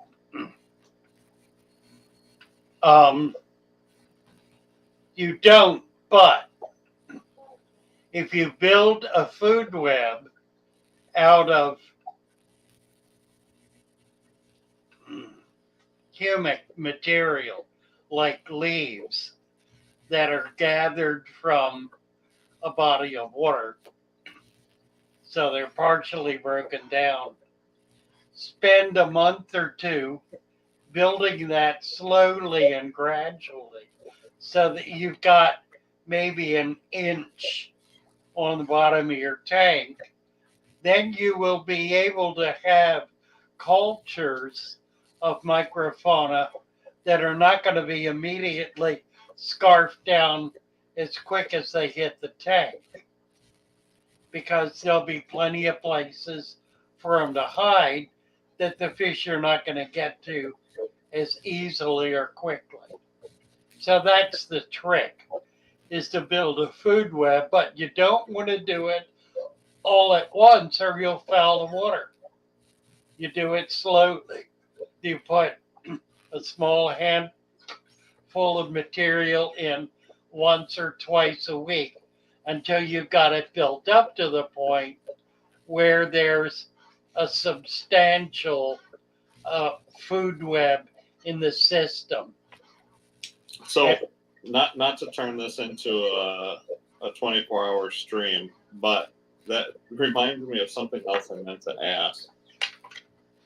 As I start my aquariums up, whether it's saltwater or freshwater, what I do is overfeed a little bit in the beginning, keep the lights on pretty heavy, and let it do its thing. And once I see that it's starting to get algae and stuff like that blooming a lot, then I start, after a couple days of that, I start to back the light down and stop overfeeding or stop feeding at all to the tank for a good little while and then let it level off. Is that? Well, what you're describing is a system that you developed and tweak and have control over. And that's really the key. I don't do that, but that doesn't mean what I do is better than what you do, because you've got control of what you're doing. You brought up a good thing, algae. Okay? Algae is a sign that your tank is coming to life. Right. There are so many people out there who are so hell-bent on killing algae. And I learned that Father Fish mentioned that in one of his videos, like that it's your bestie or whatever, and not to scrape it off the glass and stuff unless you. If it's blocking your view, scrape it off the glass. But other than that, you want algae. You know, when you're looking at the aquarium, usually a brown algae will start first. That would be your first algae. Right. Brown, especially in saltwater, you get a brown. Right. Then you're going to get a green algae that's going to slowly replace the brown in general. Okay. Then you're going to get other less desirable algae. But that green algae that grows on the glass, it's telling you your tank is healthy, it's alive. Okay. And if that algae ever dies, your fish are not far behind. Trust me. So you did something terribly wrong. Well, it's funny because on the salt water, I gauge my feeding, because I do feed that one some compared to the freshwater, which I don't really feed anything. But the salt water, I feed periodically, and I base it off of the algae growth daily on the glass. Because I see it grow on the glass, I watch the snails and stuff come across and eat it, but it might go 3 days and it might not grow very much at all. If it goes more than 2 or 3 days and I don't see it, the little thin film growing, on stuff, I'll add a little bit more food. And then it kind of pops right back off and they all eat off of it and keep some. But on that salt water, I only clean the front glass on that. And, but talking about the algae growing on stuff, when you start an aquarium, as soon as I see that start going, I just let it do its thing. I don't clean it off the glass. Yeah, and to touch on that a little bit, when That's when, that's why you've got that coralline algae in there, because you've allowed that to culture. yeah, one of the things that you do, and comes to you over time. For those of us who've been doing this a very long time, you look at a tank and you know it's there. You just know it. The plants aren't right. The water looks wrong. It's something you actually have to culture in time. When you have a healthy tank, take a good look at it. Don't just look at the fish. Look at the whole tank. And then when it doesn't look like that, usually you'll be surprised. There's something wrong with it. You look at a tank and there's no algae in there. You know there's something really wrong with it. The water's the wrong color. The plants aren't growing right. They're growing stringy. Something like that. There's you just get to look. You just walk up to a tank and go, "Yeah, that's beautiful. That's healthy. That's cool." Yeah, it's like looking at a plant outside. If the plant is yellow or stringy or not growing properly, you're missing a nutrient, or something. Right, and water. You can look at it and say this tank needs a water change, and it needs it badly. You can look at an aquarium and go, "It's been 8 months. I haven't changed water, but all the fish are fine. The plants are growing. Everything is happy. Leave it the hell alone." You guys are completely blowing my system here. Aren't we? Yeah. No, well, let me explain what I mean. You have pierced the veil. The reality is, and it came up when you were talking about your system for setting up a new tank, and my response was, you've got control of that system, and you're able to do it with some refinement, and so it's working for you. And that's what RJ's talking about. It's the mystical relationship that the fish keeper has with the tank that is more than technical. It's psychic, and it's emotional, it's visual, it's really your relationship. It's like the farmer, It's like the farmer. It's exactly right. That's what sometimes makes it, one of the reasons we have these kind of conversations is because a lot of times it's very hard to nail, hit that nail on the head. And we talk around it, so people are listening. They're still with us. God bless you all. If you're still There's there. At least 17 of them still. Well, if you're still there, God bless you, and I hope you're having fun. Enjoying So, the point being that we go around and around, but if you're just listening and you're picking up tidbits here and bits and pieces there, you're actually reassembling those in your mind. Over the conversation. Good information for sure. And you're gonna come out smarter after you go to sleep tonight. You wake up tomorrow and you look at your fish tank and you say, "It's all right. I can see that my algae doesn't look right, or that needs a water change. Because that tank looks better and this looks crappy, or that doesn't need a water change. Look at that. That's perfectly fine. And I've been changing it once a week, and I don't think I need to do that anymore." So you start looking at that, and but it's something you back into. It's not something where you sit in a lecture hall and the professor can sit there and go, "And this is what a healthy aquarium looks like." It's not going to happen. You can't. Yeah, it's true. So, The whole thing about the deep substrate, all that is about is saying to a brand new person who has never set a tank up, or somebody who's not done one particularly successfully, here's something you can do that's going to work 100% of the time. Right. If you do it right, And you won't fail. The fish will live. You'll be able to get started. Right. It is a beginning. It's not the end of it all. It's the first step. But it gives you the confidence to know that you can have an aquarium for more than 2 months without killing everything, and you can have clean water, you can have plants growing, exactly right. You can have fish, and then walk away from it for a week and come back, and they're all still alive. Yeah. It's it's one of those things where when you start baking something, my daughter is getting into baking and cooking things. You know, you need a starter recipe. You can work off of that, but you're making your first pea soup. It's not just going to be peas and water. When you're baking a cake, you're not just taking a bunch of flour and walking through the kitchen looking for stuff to put in it. Okay, you gotta have an idea of how many eggs and how much baking powder or yeast for bread or whatever you're gonna do. You have to have some idea of how long it's gonna have to be in the oven. But then what you're gonna do the next time you make it is you're gonna add maybe some cinnamon or you're gonna add your own flavorings and you're gonna make your cake from that. And you're Yeah, gonna to get learn that what works and what you like. right. I mean, like I said, in my water conditions, peat moss is not my friend. Coconut fiber is. Other places, Florida, peat moss is your best buddy. You know, because you're coming in with a very alkaline area. And you don't have night air fish that don't need it. So my tap water is good. I can raise most fish in my tap water. You may have a totally different water experience where your water smells foul. It's full of sulfur. And God knows what. So, Frog Brawler asks, have you noticed any correlation between water flow rate and algae growth?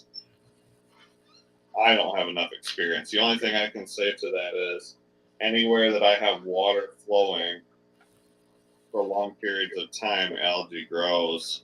If it's hitting the glass or if it's on the actual, what do you call it, the wave maker or whatever. On the salt water, I've got like a nice little patch of algae growing on it. My spin on it is you really don't have the kind of a flow in most home aquariums that would matter to algae much. I mean, yes, if you think of a rapidly moving river, you're going to have different algae that grow versus ponds. So water flow will impact the types of algae and the types of plants that can live in it. But unless you're hooking up, a rack of canister filters, and then the water might be filtered. The filter might be taking more spores out of it. I worry so much when people have canister filters. All I can think in my mind is, oh no, you're going to filter out all the things that need to be in the water.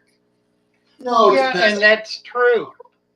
But if you're into feeding heavily and you've got a shallow substrate, you better have a canister filter or something strong enough to get all that excess gunk out of there.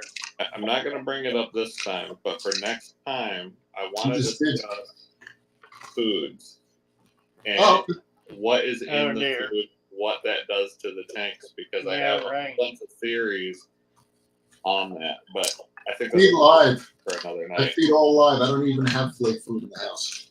Let's see. Jeff wants to know what the best time to gather leaves from the stream is. I could say the fall when they fall in. I could say the spring when they've wintered over. I could say the summer when the culture is richest. The answer is whenever you're there and see them. Grab a handful and stick it in a bag and bring it home. Then you can put it in the jar if it scares you until you get your nerve up to put it in the tank. Father Fish, his answer is don't overthink everything that you're doing with the aquarium. RJ is like, well, I look at it this. There are people in this world that get that phenomenal luck. Mine is going to go wrong, and I'm going to have the fun fixing it. That's why a lot of people ask me questions about their sick fish, their problems. That's not because I sat there and studied it. That's because I slogged my way through them. Okay, so, you weren't doing a dirted substrate with a sand cap on it. again, my point is, you know, I'm just giving you a hard I time. get the weird look. Fine, it's interesting, and yes, I've dealt with a lot of weird stuff that most people haven't seen, but that's just my luck. You know, everybody has different luck, and so there's Well, there's too many moving, it's a moving target, or there's too many variables for everybody's individual situation. yeah. See, like I said, for water, because of different things. You know. I went and took one piece of hornwort, rinsed it off, dropped it in a 45-gallon tank, and it went so green. That doesn't necessarily happen because I've taken other plants and put them in other tanks, and it never went that way. But once you have that experience, you look at it and you go, well, I know where this can go terribly, terribly, terribly wrong. And, you know, so I'm going to be, you know, when Father Fish is going to be talking about stuff and he's more optimistic, odds are he's probably going to be quoting 90% of the cases. Or I'm going to come in and go, throw it in a jar, see what happens to it first. That's because the other 10% of the time, I found that, you know, years ago, 3 times I found this thing in my life. 1%. 1%.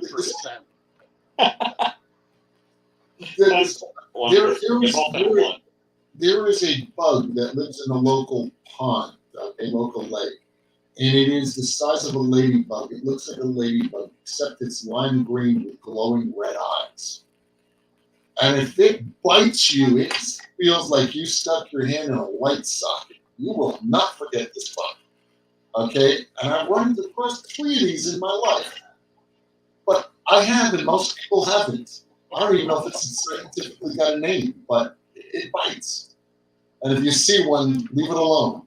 Invasive species. I don't know its distribution, its range. All I know is you look at it and it's really cool, and that's why you're stupid enough to put it in your hand. I've noticed that too. They follow you around, I've noticed. What? It's the demons.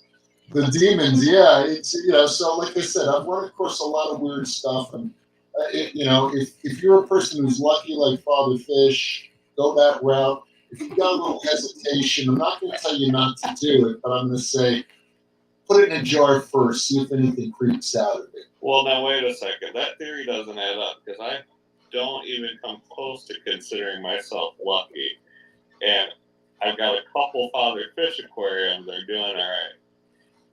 But I do get the point because a lot of people do canister filters, a lot of people do gravel, and I was just looking at a 55-gallon the other day that I think I told you had a gravel bottom and got koi in it and stuff. It's fine. There's no buildup on the bottom. There's not there's so many variables that the tank, but I don't care to spend the money on all the extra stuff or babysit it, and I just want it to be easy. And I do like the plants. I do have to say I like the abundance of plants in the aquarium just because of the colors. It looks nice, you know, like, yeah, the fish are cool looking too, but I like saltwater originally because of the corals and stuff, and you can get some nice, good color in the tank with plants, you know.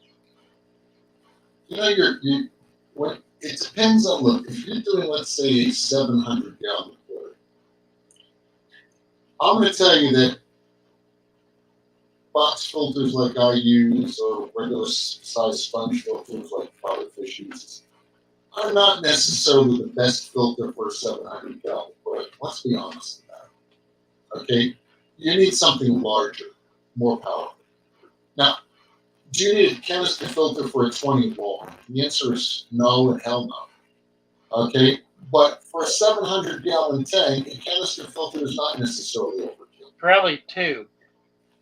Right. Maybe Possibly. even 3. That's a lot of water. I had 2 in mine. Right. So in my 500, I had 2 canisters. Yeah, and that makes sense because you change one at a time. You don't wipe out your bacteria culture as readily. And I tell you another thing that's cool.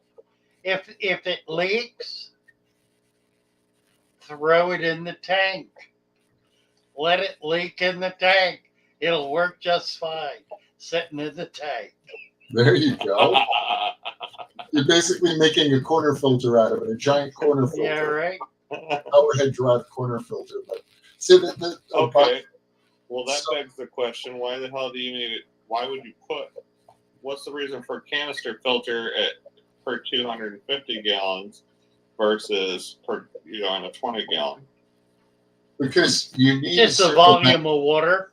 Water movement. Yeah, you got to have water movement through the filter, otherwise the bacteria and everything dies. And you need to circulate a certain percentage of the water in the aquarium.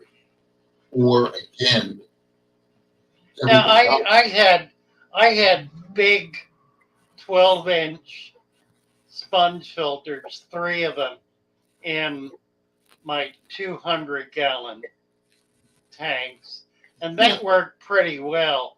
But I found it worked a lot better if I created a sump or had some kind of external filter where I could move a lot more water. There's an economy of scale. When you look at a little box filter like I use, it might be moving 40 gallons an hour, and that's fine for a 5-gallon tank or even a 10-gallon tank. But 40 gallons an hour is not going to work on a 100-gallon tank. It just isn't. There won't be any current in the tank. Right. And the water will just get stagnant, and you'll have dead spots. So, yeah, exactly. Right. So there's an economy of scale where you have to actually go flying around in the country. Is that a mosquito? Yeah. That's one of those. Zika mosquitoes. Oh, really? With the stripes on it? The striped one, yeah. Wow. There you go. Just a little bit of. Oh, that's a beast. Look at that. Yeah. What a monster. Can't see the stripes, but they're there for sure. Holy cow. Good God, you've killed it, man. You've probably wiped out an endangered species. Let's hope so. Let's hope so. No, a liberal's going to be coming in after you any moment now. No, we have guns. You wiped that, right. Dude, because you wiped out an obnoxious species. We have Man, the ball works. So okay, well, Sorry, liberals, we love you too. Yeah, we're done, guys. This 24-hour live stream's been fun, but I'm gonna go watch some TV. And, really. We're gonna save something for next time. Fish. Right. We're gonna talk about fish food. Fish food. All right. Monday night. Let's see. Today's Thursday. We'll be on Saturday night with EJ. Sunday night with Mary Page. We'll be back here next Monday. Wednesday morning, Mary Page is doing Wednesday mornings all by herself. She did last week. It was fantastic. Nice. It was amazing. She had 7 or 8 people up, chatting away, showing tags. It was wonderful. That's her forte. We're giving her Wednesday mornings. We'll be back here next Thursday. Don't forget, folks, like, subscribe, ring a bell, whatever it takes to do it all. Do it all. Do it all. Become a member. Yeah, if you want to hang out with us, buy some coffee. We need coffee. Yeah, if you want to show off your aquariums, don't be shy to get in the live stream. We like when people join and get over to Discord and it will help you do that. Actually, Mermaid's Chorus just got here. Oh, she's been here. Well, cutting fabric. Okay. The one thing I would say is get in touch with Father Fish on the Discord channel to make sure he lets you in. Yeah, amen. All right, guys. All righty. Okay, folks. Unreal, it's been fun. Have a good one. I'm out. Have a good night. It's been my pleasure. Take care now.